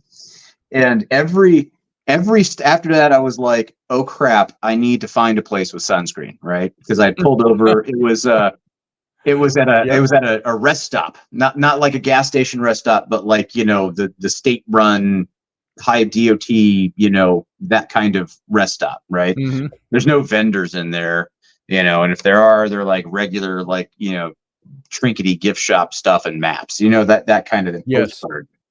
And so I'm like, okay, well, next time I pull over, I'm getting sunscreen. So I get on the road, I get down the road about an hour or so. I'm like, all right, let me pull off, try to find some sunscreen. So I stop into the gas station. Nothing. I'm like, okay, well, I can't drive all over Texas trying to find a Walmart or CVS. Every exit that I got off at, every gas station that I stopped at did not have sunscreen, except for one. There was one that did have sunscreen, but it was like the Costco industrial size with the giant pump nozzle on the top. And I'm like, what am I going to do? Strap this onto the back of the bike. Right. And I just need it for my Can I take a few pumps of that into a plastic bag, please? Right. Yeah, exactly. And so by the time I got to San Antonio, I was red. I was red, right? Like throwing my Brando cap on as I left the hotel and got on the bike and rode down to the Alamo early in the morning. I was like, ow, that smarts a little bit, but whatever. And then from San Antonio, I continued on. I went to Port Lavaca, and Port Lavaca, it's down on the Gulf Coast. And I of all things to be going to, I had a former soldier from the battalion that I was at before I went to Missouri, reached out to me through Facebook Messenger or something like that, and was like, "Hey, Chief." I'm like, "Oh, hey, Squirrels, what's going on?" That was her nickname, Squirrels. She worked in S2, right. So she worked in the intelligence and stuff like that. And she would draw these secret squirrel cartoons, and she would put them up in the talk. It was code. And telling some sort of funny little thing, and there's little joke with it, and it was always revolving around intelligence security and information security and things like that. And so everybody started taking to call her Secret Squirrel. I just started calling her Squirrels for short. And she's like, "Hey, Chief." And I'm like, "Hey, Squirrels, what's up?" She's like, "Hey,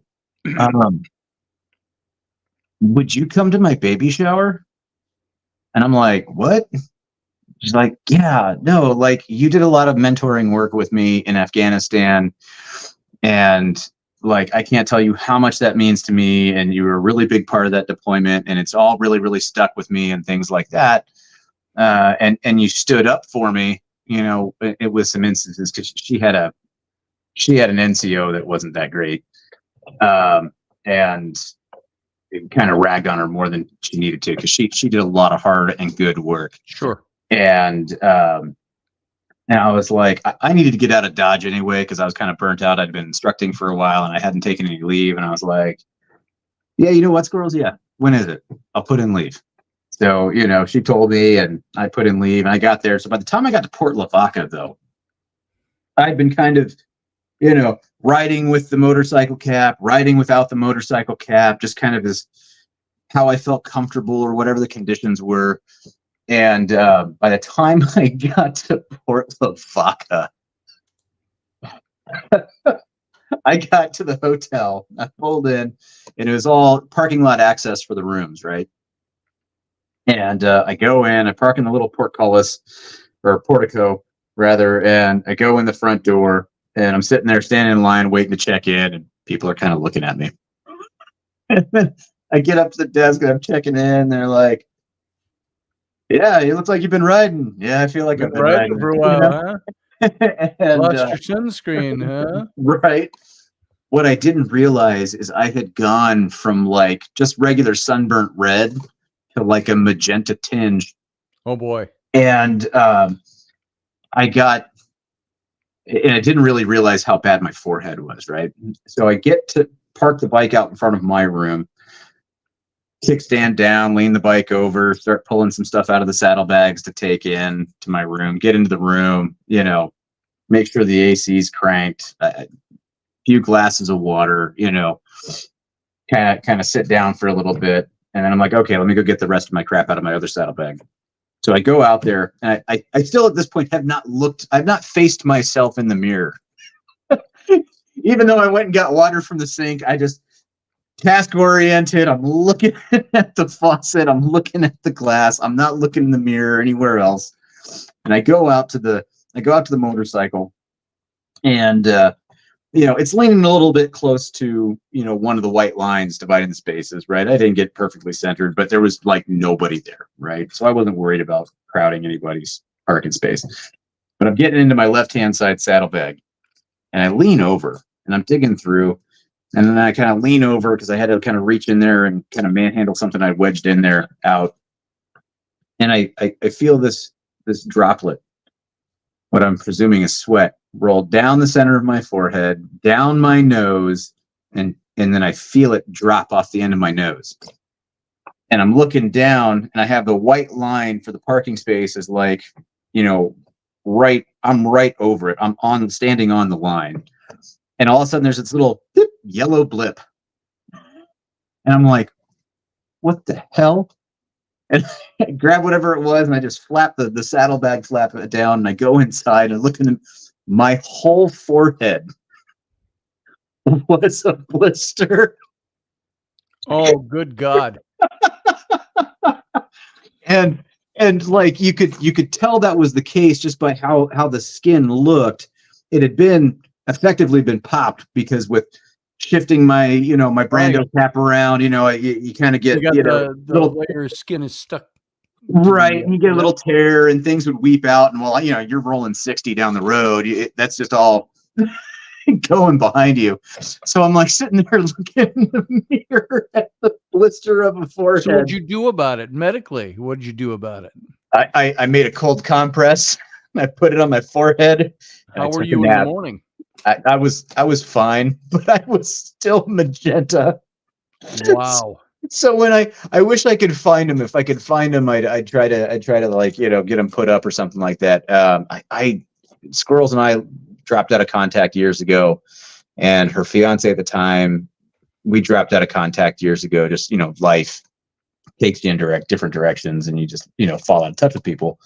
But they had pictures from the baby shower, and I mean, when I say I was like magenta, dude, I was like magenta. Like you could pick me out of like a group of people. If we were all dressed similar, you could pick me out of a small crowd of people because of how red I was.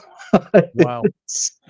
Yeah, and her sister still hit on me. So I don't know. Imagine sitting on a bike all day and you're not noticing it too because you've got the air blowing in your face. Right. Exactly. And, you know, I learned a tough lesson that day, and I was very careful. I'll bet. Yeah. Did you get some sunscreen for the next day? Or did you get sunblock? Did you wear a ski mask? Right. Yeah. I picked up some sunscreen, you know, a little tube, and then I got some Solaricane or something to kind of put on it. And then I was like, yeah, no, I'm wearing the Brando cap the entire time until I hit, you know, helmet states, and then I'm throwing that back on, and yeah. It was. Well, I had a similar story, but it had nothing to do with sunburn or a motorcycle or Route 66. Other than that, it's similar. No, we Okay. were out.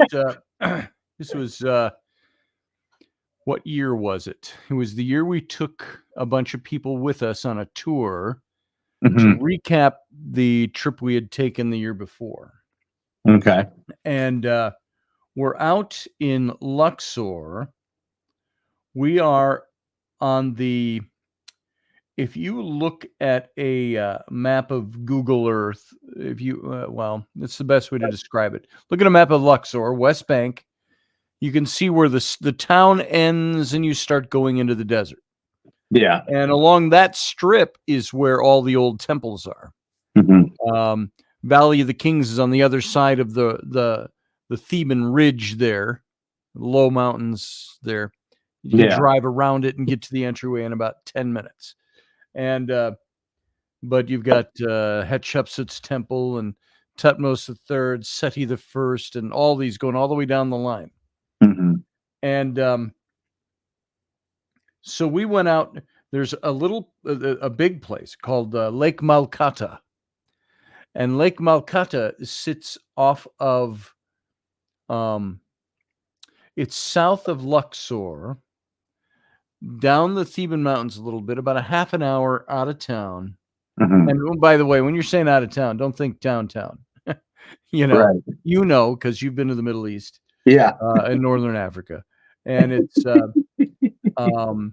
a busy town, but it's busy for about the distance, about 4 or 5 blocks, where everybody's just chaos with cars Yeah. and motorbikes. Right. And then you're out in the desert. And so we go down to these little villages. One of them is called Kom, Kom. Mhm. And if you look at it from the air, you can still see it. Back under the reign of the pharaoh Amenhotep III, Yeah. it looks like a football field from the air, where you look Yeah. on Google Earth, Lake Malkata. Okay. And except it's 20 times the size of a football field. Right, but it's that And general rectangular shape. and you can still see that he had built a man-made lake, and they flooded it with a canal from the river, Oh, nice. and they would put whole fleets of ships in there. Oh, And of like course, shoot it was displays. for the military. It was also for the king to have his royal barge there to go out, and we're going out on the pontoon and going swimming, honey, type of thing, Gonna say, And on the other side, east of that lake, was the palaces. Out in what is now the deserts, reclaimed them all. yeah, And but you can still see where the lake was. You can still see the walls of the lake, and that they had built up to contain the water. And there was a big disaster during his reign, that the wall broke and flooded part of the town of Luxor. oh Lord, And it was a horrible disaster. oh yeah, Well, anyway, and they never built it back up. But still today, 3,000 years later, you still see the shape of the lake. It's still a big rectangle with a Yeah. little village off of one corner, another village off of this corner. Very populated little villages. And then you can see, if you look close enough, and you see where the palace was out on the east. Well, we were out on that east side. yeah, And John had said, all these mounds of sand out here, this is all beneath these, he says, are the ruins of like the houses of the nobles oh wow, and all of that along this strip. And it just looks like you can see it from the aerial views. And we're walking along there. And I've got on my khakis and my desert boots, and I've got on my tweed jacket and a scarf and my fedora. And one thing I noticed about being in Egypt, I didn't drink the local water. It was all bottled water you'd buy and drink. yeah, And yet your system was still, by eating the food and doing all that, your system got a little jacked. So we're out there with about 10 people from our tour group. And it sounds so official to call them a tour group. But we're walking them over these ruins. yeah. And all of a sudden, I'm like, my belly's going, whoa, Whoa. And it's like, no, seriously, no. There's no public. Where's the public restroom? Oh, well, you'd have to go about 8 miles that way. So I did the next best thing, and I said, that's it. I'm not going to be able to hold this. Yeah. And I said, guess what? I am walking around the side of this dune. Everybody stay over here. And it was an open secret all of a sudden. Scotty's got to poop. And John was having just a tremendous amount of fun with it. And I said, I'm going to go over on this side of that dune, and I'm going to drop some Duke. And I said, I need you all to just wait here. Yeah. And so I walked over there, and of course, I got on the incline, because there's nothing worse than, I don't like dropping trow and dropping to my haunches to drop a little Duke on the ground. It's you'll drop it in the seat of your pants or something. Yeah. You got to be at that right angle, that 90-degree angle, like you're sitting on something. So I got in the uphill incline, and I did my business, and that all worked just fine. When I realized I got nothing, I got no paper, and so You didn't bring any John Wayne paper with you, huh? no John Wayne paper. And I had my tweed jacket on. For the And audience. I reached in, and I had one piece of paper. Yeah. It was my airline ticket from Luxor to Cairo. And I said, well, this is replaceable. I'll just go to the desk. Yeah. So, I ripped that into a couple of shreds and took care of business out on the sand dune. So just for the audience's clarification. Yes. John Wayne paper is the term for toilet paper that we like to use in the military, because the stuff that comes in our MREs, it's rough, it's tough, and it's like a 3M abrasive. Yes. I see they sent us a new 3M abrasive to hopefully get all the chunks off of my right. my posterior. So so I did my business, and I of course, kicked a big hole in the sand there and buried it about a foot deep and covered it up in sand, and there it will stay for the next 10,000 years. Well, that was nice of you to do that, instead of just leaving it there on the surface. Yeah, on the incline of the sand. Right. I never lived down the using my airline ticket. No, you couldn't. Then little Mohammed came around to the next day to get all our tickets to get us all ready to go up to Cairo. And you're like, he goes, you did what? You did what? That was your airline ticket. You did what? And he was kind of mad at me, and I'm like, don't be mad at me. Yeah. Said, and so he had to replace my ticket real quick. But yeah, it was when so when I got to Kuwait back in 2007, before going into Iraq, we land at Ali Al Salim, and I think it's KIA. It was Kuwaiti International Airport, and they had kind of an area cordoned off where all of our flights would come in and we'd unload. And so we get off everything, get everything off the plane, and we're standing by waiting for buses. And, they put us on the buses, and we have this wonderful, count off front to rear. And you'll never be more entertained and disappointed at the same time in adults, because there's nothing like trying to get a bus full of GIs to count off from rear to front, to make sure they got all the seats filled and they got everybody. And halfway through, somebody's like, 38. And we're like, no, okay, start over. And so we're driving along, and it took us a long time to get there. But like in Kuwait, it's very just flat, right? There are dunes, but it is like flat for the, as far as the eye can see in a lot of places. And they pulled the bus over, and I'm like, well, what are we stopping for? And they're like, all right, got to use the latrine. Do it now. And so everybody starts offloading from the bus and just like walking 50 to 100 meters off the road and just doing whatever they got. Doing what they had to do.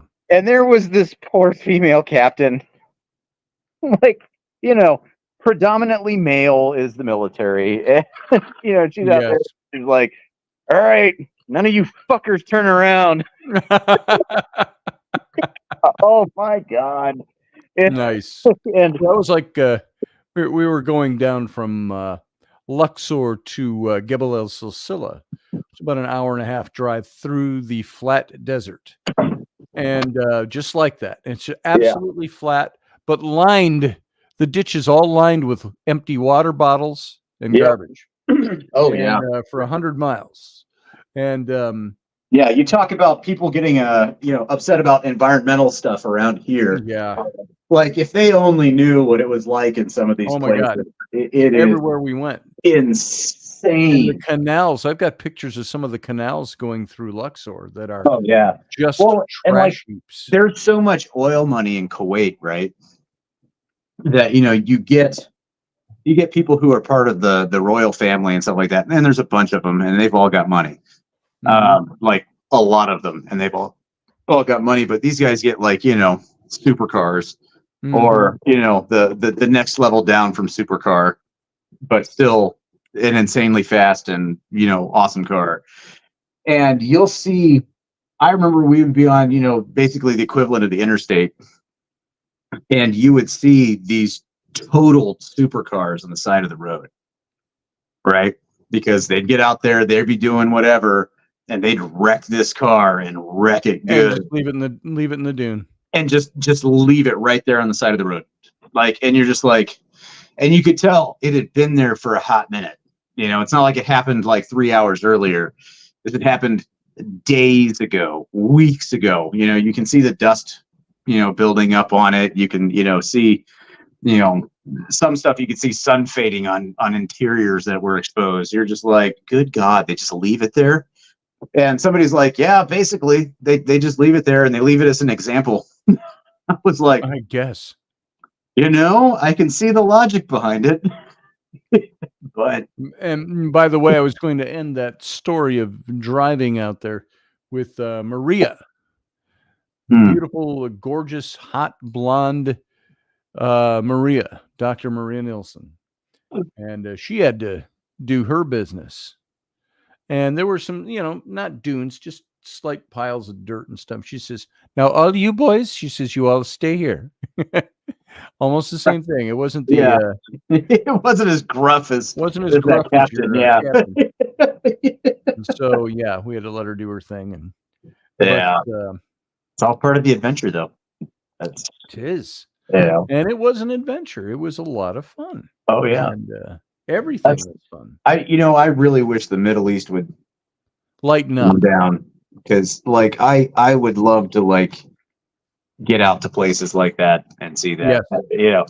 Just to be a complete nerd, like it would be a lot of fun to like, okay, I brought my indie shirt and jacket and pants and hat, let's get a photo. Like, exactly. As dorky as that is, that would be so much fun. What was really interesting, we drove through the Suez Canal and over into the Sinai, around the northern tip of the Red Sea.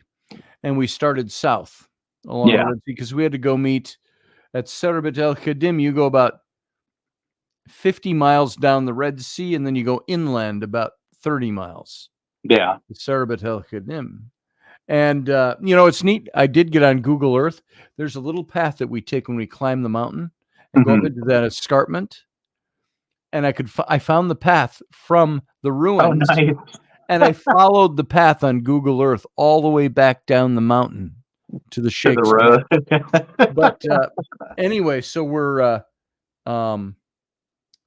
driving down the north coast of the northeast coast of the Red Sea. Yeah.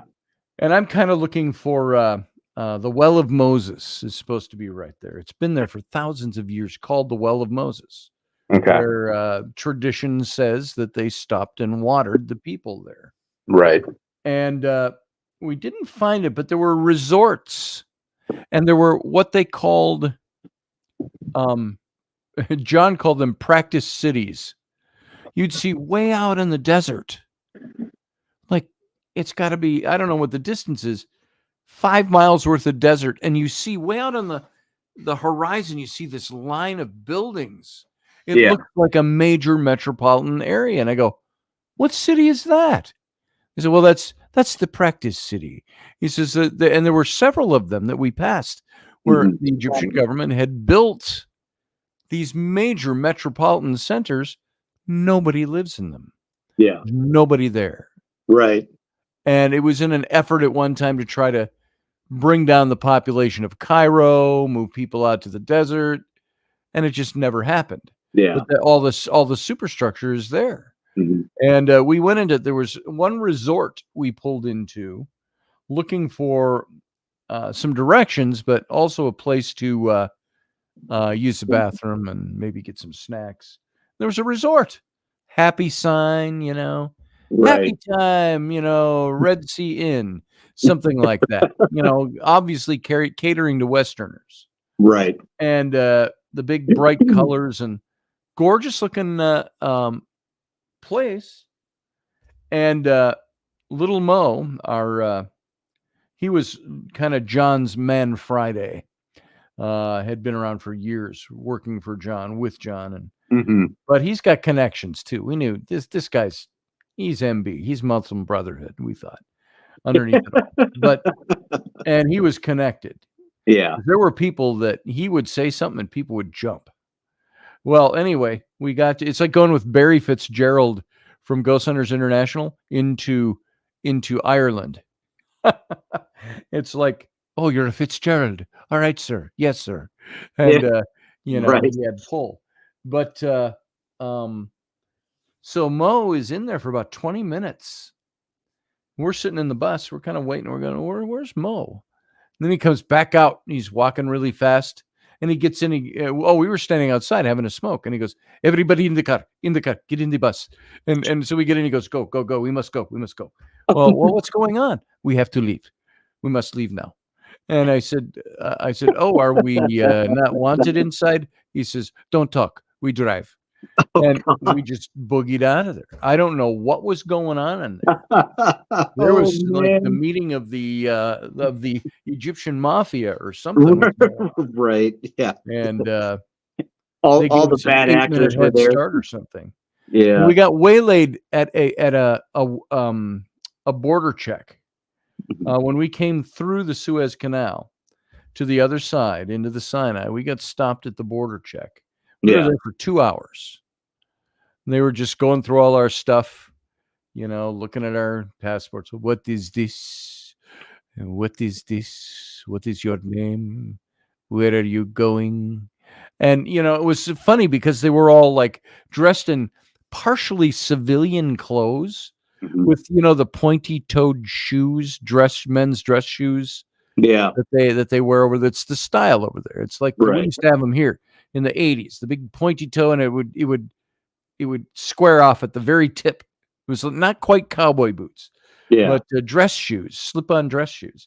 They're all wearing those, and they're all wearing corduroys and T-shirts and stuff like that, and weird polyester dress shirts, carrying AK or Kalashnikovs.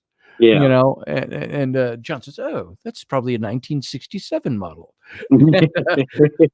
So and they held us up, and we thought for a minute there we were a little worried about them because the big guy came out. You could tell he's the big guy. He comes out wearing the same kind of shoes, same kind of pants, but he's got a black leather jacket on, waist length, and he's very big. And he's up and he's saying all those things, and we're like, oh, Boss Man is here, and Boss Man is not happy with us for some reason. And we don't know what it is.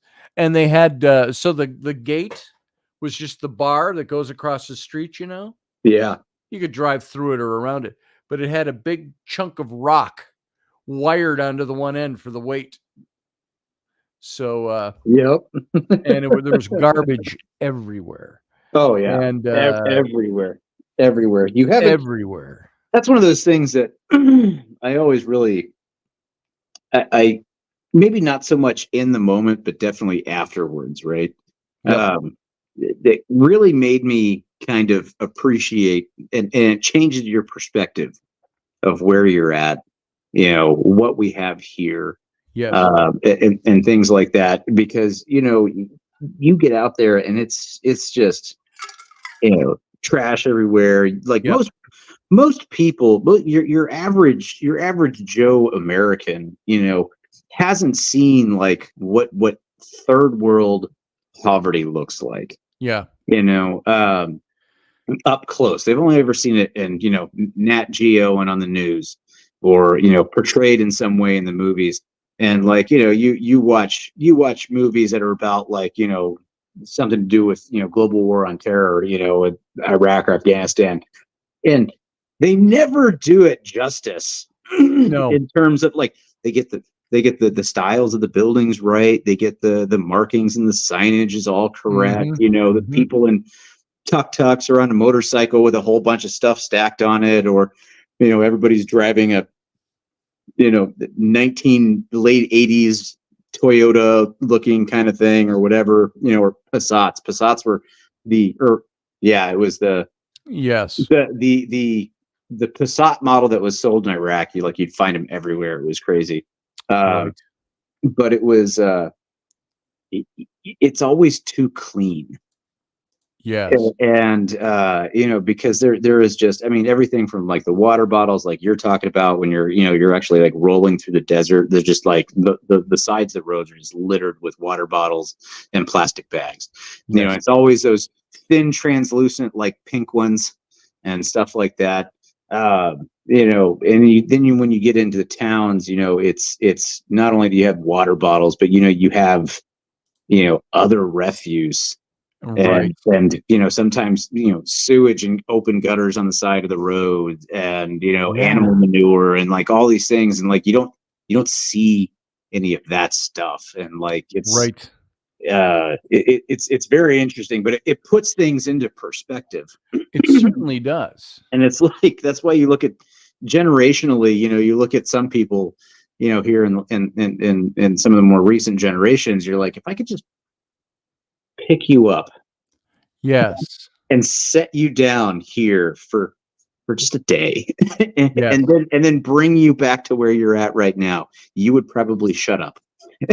Yeah, and not gripe about 80 to 90% have of a the things. thing to gripe about. Right, exactly. And it's funny because those kinds of experiences, they really do a number on your perspective on things. They certainly do. Like so mom's a real estate agent, sold real estate for 30 years.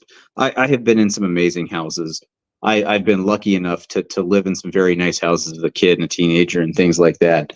But they're always big, and I've actually liked smaller houses because I don't need much. Like before deploying and living in basically a shipping container with a door and two windows cut into it and like an AC unit slapped on the wall. Like literally, like, we put some linoleum down on the wood flooring in this shipping container that used to carry, crates of whatever. Yes. It's like after that, I kind of realized it's like, I don't need a 3,600 square foot house. Right. I don't even want that. Like, I don't even need anything near that. That's just too much. It's too much to deal with. Like, give me a nice small house. I'm like, you know what? This is fine. I've got a bedroom, I've got a kitchen, I've got a bathroom. I'm high on the hog. Like it changes your whole outlook on things. And and the standard of living too. When we were at Karnak temples, I once again I had to use the bathroom. It's a good story. All my highlighted spots in Egypt. But notice a recurring theme with you, Scotty. There's a recurring theme. And so I was looking for a bathroom, and the guy said, "Yeah, you can use our bathroom." He spoke very broken English, had on his galabea, and he was one of the guardians at the site, and his family lived on site. And so he took me to his house, which is like an apartment there on the site in the middle of all these ruins. Right. Yeah. And come, and you show me where the bathroom was, and okay, I went in the bathroom, and There was a grate on the floor, Oh, is a squat toilet. squat toilet, grate on the floor with a hose Yep. and a sprayer on the hose. Yep. And I'm like, oh my God. And I had to suck up my first world snobbery and be thankful for the toilet. Although it wasn't much different than squatting in a sand dune. Right. And, Yeah.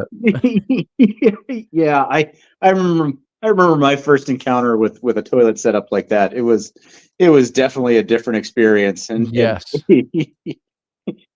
You learn how to do low altitude bombing pretty quick. Oh, right. But it's the most awkward thing because you're like, all right, how do the Asians and the Slavs do this? I don't even. I could do a much better job if I just take my pants off. Right. But Right. instead of having them around my ankles, and but then I got boots on that are all laced up, and I have to lace out my. Then I'd have to stand in that bathroom, which was all wet. Yes, because they spray it down after they use it. With, so yeah. So after that, I got into the habit of carrying with me in my cargo pants. Yeah. I would take, like half a roll of toilet paper, just wind it all up.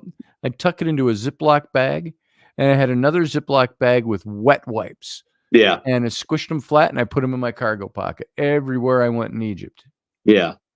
Just in case. There was a building. There was a building in Kirkuk Air Base that I would guide.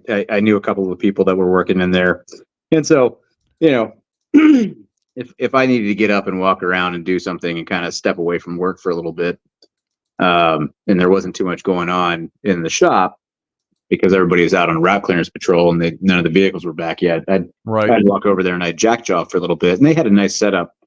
It was interpreter managers, right? And they were it was at L3 Titan was the contracting company that had them set up there. Right. And it used to, so where we were at used to be in Iraqi Air Base. And so there were already buildings there, right? And they had a bathroom in their building, and it was a pretty sweet setup.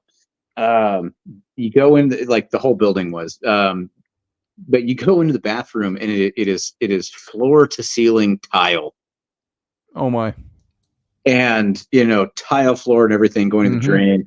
And you had a shower head, and you had a toilet, and they had like a regular squat toilet next to that, and a sink. So you did everything there. There was no there was no wall to keep the shower sort of vaguely separate and keep the nope. And then nope. leaning against the wall was a floor squeegee, so you could squeegee off the floor after you rinsed everything down. Yeah, and it was just like that's got to be like the most interesting thing to use. That's like I don't even but yeah, so, I used to go up there, and they would cook out a lot and make stuff in their kitchen and whatnot and stuff like that. So I'd go up there. I remember having chicken enchiladas that they made with stuff that they had gotten from the dining facility and from the PX and had mailed in and stuff like that. And they big old dish of chicken enchiladas, and we sat there in the kitchen eating enchiladas. Nice. And that's like one of those weird things, like when it comes to like war stuff, everybody's like, oh, the battle scenes, the action, this, that, and the other thing. But a lot of the stuff that'll stick with you is like the random, this is the most like at home type shit. And I'm doing this in the middle of this kind of environment, because it's so out of place from what all of your perceptions would be, and it's like, here I am in Iraq, we had a mortar attack an hour earlier, and I'm eating chicken enchiladas in these people's kitchen. Enchiladas. Right. Yeah, like, what is going on? Where am I? Hey, I got to show you something. As long as we're here, and we're over time, but we'll get out of here in a few minutes. going to share my screen because I was looking for a picture, which I like to. This is why I like to take pictures when I'm doing stuff, because I like to share stories. But I was over here. We were talking about this a couple of weeks ago. This is let's see. This is all from Gebel El Silsila, John and Maria's site. Yeah. And this is where we were working, doing some digging, and that was our boat. That's where we lived. Mm-hmm. We lived on this dahabea. Oh, wow. That's the space of Horemheb in the background. So we moored there, and all the cabins are below, and the offices were up on top, on deck. That's amazing. And it was very cool. And I mean, this is topside. No, this was our launch. But these are all the little things that we started picking up that they had been collecting and they were cataloging. And this was in the little place that they are calling the Stables of Tiberius, because around the time of Tiberius Caesar, there was a Roman outpost here, and there were stables built into the side of the quarry walls. Oh, wow. Okay. And we found up on the little hill up above it, there were a couple little tiers going up this little hill. I mean, just little, the size of a house. And you get up on top, and there was a foundation that was all that was left there. And there was stuff, and we found stuff like this in the corner of that room. Buried in the sand was this piece of cloth. And this piece of cloth was, let's see, I can, if I can see what I'm doing, I can blow this up a little bit. Here we go. So you could, well, I think you can. It's not moving. Yeah. That's all right. But it was very cool, because now I just had it. The other one, it's because it's the raw image, I think. Oh, there we go. Okay. So you can take this and you can blow up all the way into this. And what we saw was this blue stripe here. Uh-huh. The red striping was common. Right. For the area 2,000 years ago. But this stuff, the blue, only came from one place in the world into Egypt, and it was Israel. Israel or Judea shipped in indigo blue dye. Right. And so they figured this is all wrapped up, and there's a spell or a charm in it or something like that. And we found bits of hair doing the same thing. We found other bits of cloth. Oh, wow. Like this stuff. I mean, it was just amazing. All these little artifacts of things, and coins, of course, everywhere. Yeah. Hippo on that one. Now with the blue dyes, you said indigo, but was indigo what was really coming out of there, or was it there were blue and purple dyes that they would make from I couldn't tell you exactly. Yeah. Maria was the one who told me what was what. And I just took her word at it. Yeah, I remember watching something. There's a place, and I'm pretty sure it's in Israel, where they actually, like, they've gone down the whole rabbit hole of science, right? And going through the record book to figure out how they made these particular purple and blue dyes. And, there's a guy that goes and he gets, he has a dude who goes out in the ocean, gets the urchins.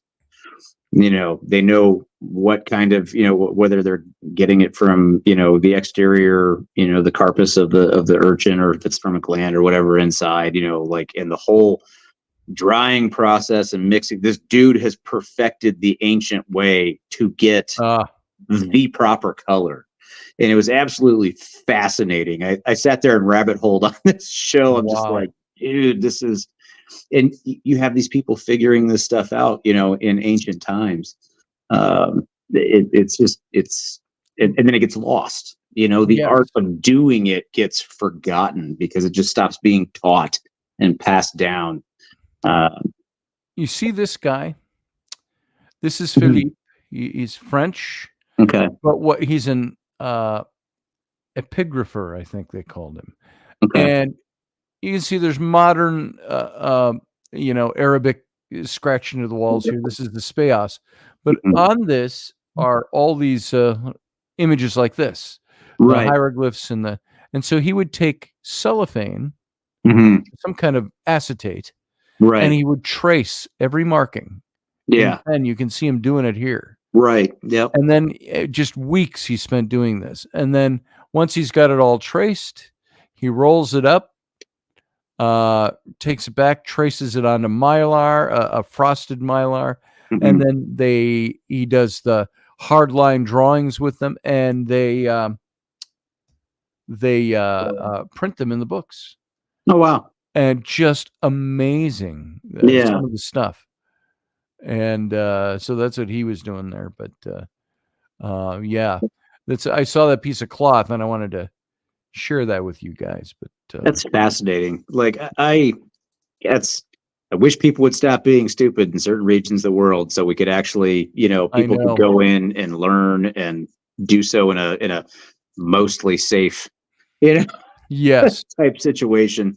By the way, Um, I was fascinating. digging out this hillside. mm, You can see almost dead center to the left. There's a rubber tub, black rubber tub, kind of small in the background, middle ground. Okay, Left yeah. center. That's a mukta. That's what we would throw all our debris in. Hmm. Egyptian guys would pick it up and carry it off and dump it over the edge somewhere. But Right. this was all a hillside, and we dug all this out. And this is part of the quarry. You can see all the chisel marks. Yeah. here, Yeah. And we found all kinds of cool stuff in there. So now so out there, were you also screening? We did some screening. Yeah. Are they set up for it right in this picture? No, they aren't screening here. We were Okay. digging out one of these shrines here. This was it. And it was, I got some pictures where you can actually see inside. That hillside right in the middle is what I showed you. That's what we dug all that out. Wow. The little hillside there. But I thought it was going to give me more. There's the boat. That's where we lived. That's incredible. That's just absolutely incredible. It was so cool. I would love to be able to go do something like that. That would just be. It was a fascinating. great. There's Philippe again inside doing some Mhm. tracings. And some of these shrines, they had the color was still all there, the pigment, because the Yeah. weather never hit it, or the sun, Right. the ceilings. Yeah. This was the split shrine that an Well- earthquake hit it, and it split it right down the middle, right there. You see on one of the figures. Oh wow. Huh. But there was the locals have a story about that the guy did something the pharaoh didn't want him to do, and then An earthquake Allah happened. came and took out his shrine. Yeah. But- And it's fascinating. You talk about the paint being still on some of the stuff. Yes. When we see all of this stuff today, they're we see bare stone, and it's crazy though, because now that we have the technology, we go back through and we look at things, utilizing different types of equipment, lighting, scanning, Yes. all that kind of stuff, and it's like we find out that like all of these marble busts of Roman emperors and various other people, like they were painted, Yes. like and very vibrant and lifelike colors, and it's all just weathered off, or it got polished off, cleaned off, whatever. And it's so interesting to think that this stuff I want was you all to- done in vivid color. I want you to look at something here. This is the speos of Horemheb.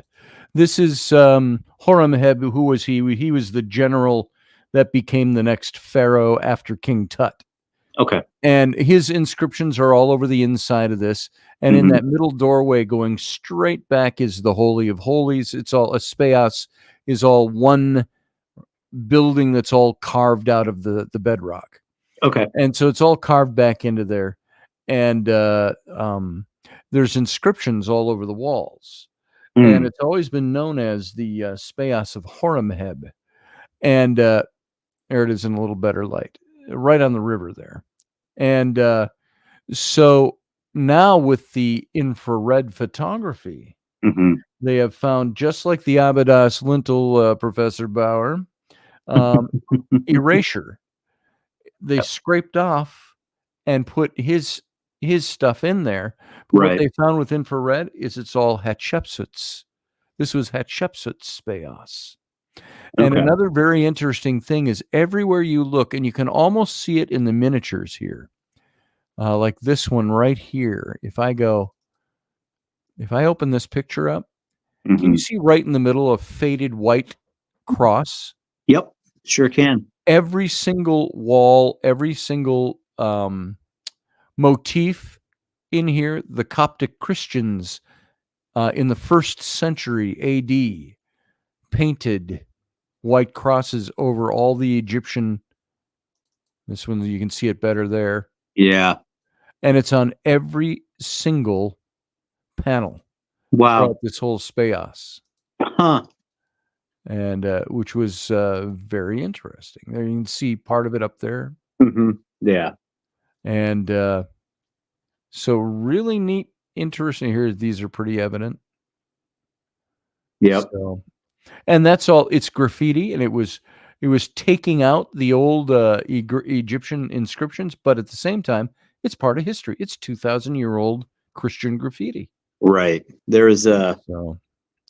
God, I'm trying to. It was a church, and then it became a mosque. Yes.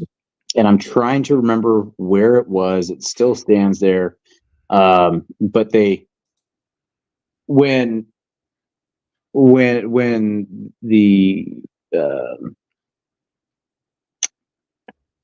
guess it probably be Ottoman Empire types or some such, but the Islamic hordes, if you will, armies and everything came in, and they captured it and they turned it into a mosque. They actually, like the rotunda and the ceiling and everything was all very, very ornately decorated, and they went in and they plastered all over it because of and put up non-human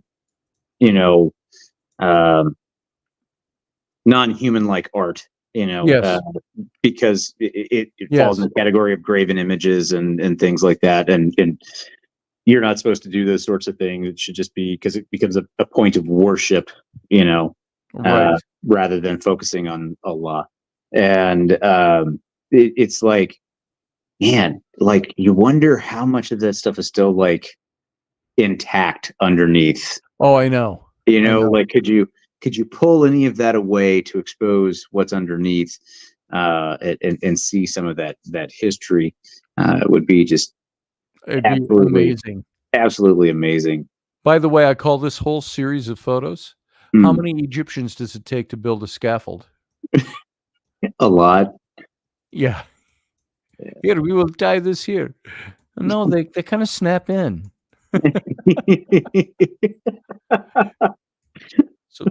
So yeah, this was that's amazing. Just that is just so cool. That's just all the local color. Yeah. And doing our stuff. Yeah, I wish I would have taken more. I wish I would have taken more pictures in Afghanistan, because in Afghanistan, when I was there the first time, I was really getting like out. I was outside of the fob. I was actually rolling around. I was meeting with, doing key leader engagements with Afghan National Police people at their precinct buildings, rolling through towns, villages, and all that. And I wish I would have taken more photos of the things that I was seeing outside, on the way there. And then, like, when getting out of the MRAP and then walking up, because we dismount, down the street and then walk in on foot in some of these places, just because it is less threatening, instead of having a giant, whole bunch of giant armored vehicles show up and then people dismounting and going inside and whatnot. And so park a few doors down, we'll walk up. Right. And it's like, man, I wish I would have taken more photos of things just to see how everything looked and be able Right. to kind of revisit that and share that. It's one of those frustrating things, but I'm just too busy in the moment, actually taking it I all know. in. And we get busy in the moment, but at the same time, all of this stuff, you can see how many pictures I took. I was just now Oh, some yeah. of this I was cataloging Right. for John and Maria, but like this is the shrine of Senenmut right there on which was amazing that his presence was there, and that was in some of these shrines that are all along the bank of the Nile. It's fascinating. And this is Momin Saad. He is a big, very dear friend of John and Maria's, good friend of mine. And he is he wanted me to take a portrait of him for his book.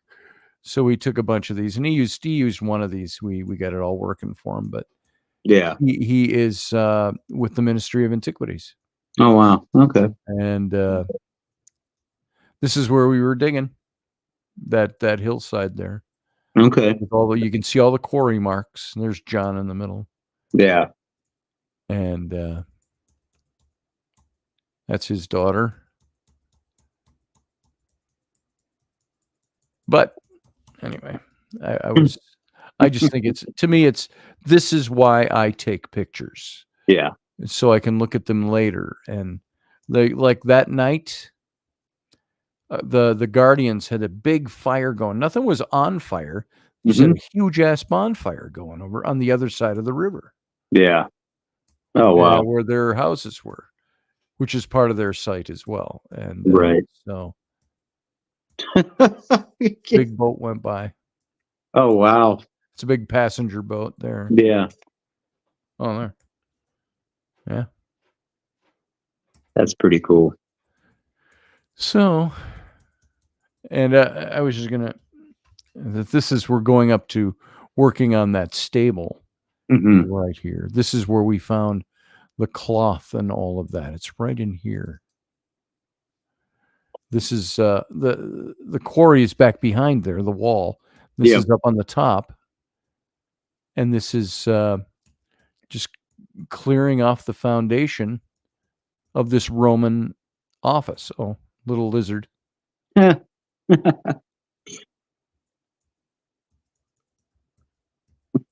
But yeah. Anyway, that's the site there. That's all spoil heaps from the quarrying over thousands of years. Yeah. Aerial shots and all that. That's just amazing. All this stuff is, and it's I love looking back at these. Reminds me of this particular trip, and this was, I think, our hike out into the desert that day. And it's a guy from Belgium, Oli, Dr. Oli, can't remember his last name. Big into Warhammer. And I was going to see, as long as I'm right here, this is where we went that day. We're out just hiking, looking for, there it is. This is the hunting wall. That's got to be 8,000 to 10,000 years old. Oh, wow. That they built to trap animals. And that's what he saw on the Google Earth. And we went out there to see it, see what it was. That's incredible. So, yeah, this is about 8 to 10 miles from the site. It's everybody wandering off without us. And these are all shelters that are thousands of years old. Dr. Oli. There's the donkeys with the water. Is that Maria? That's Maria. Yep, this is all of us. This is where John and I got left. They all started taking off. We were looking through stuff. I'm just curious to know if we've got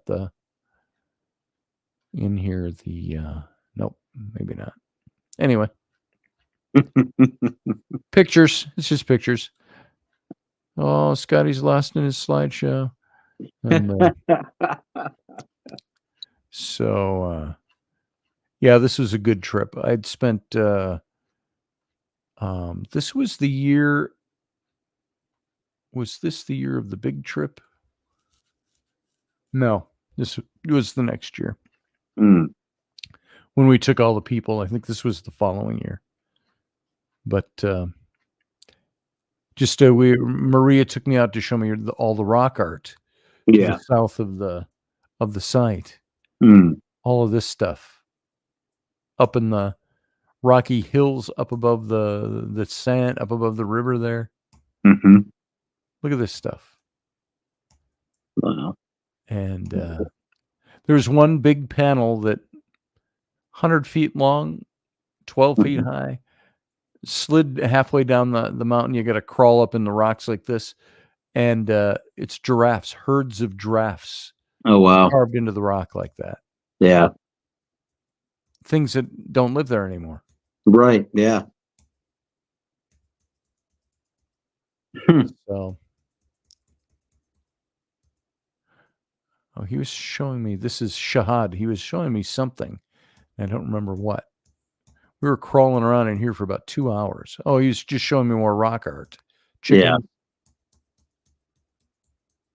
There is chicken. There's chicken up here. Come see the chicken.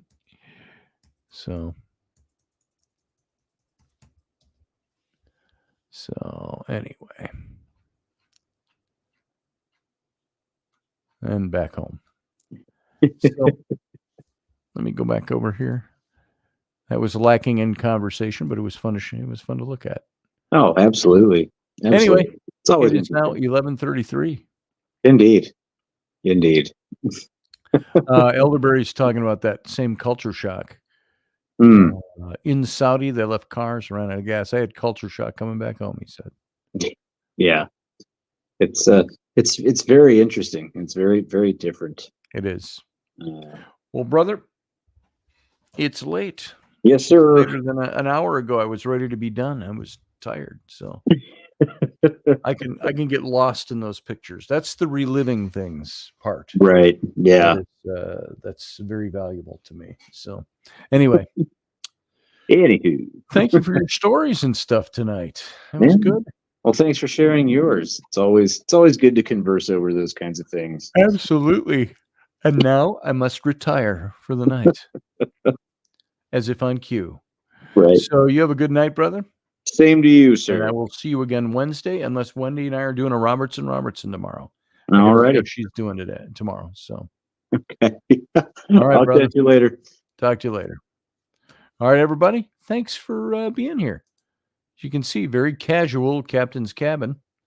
And that was fun for me. I hope it was as fun for you as it was for me. Now, we're going to get out of here. And I got to see where my stuff is. There's my stuff to get out. So, all of you, guess what? Live long and prosper. See you next time.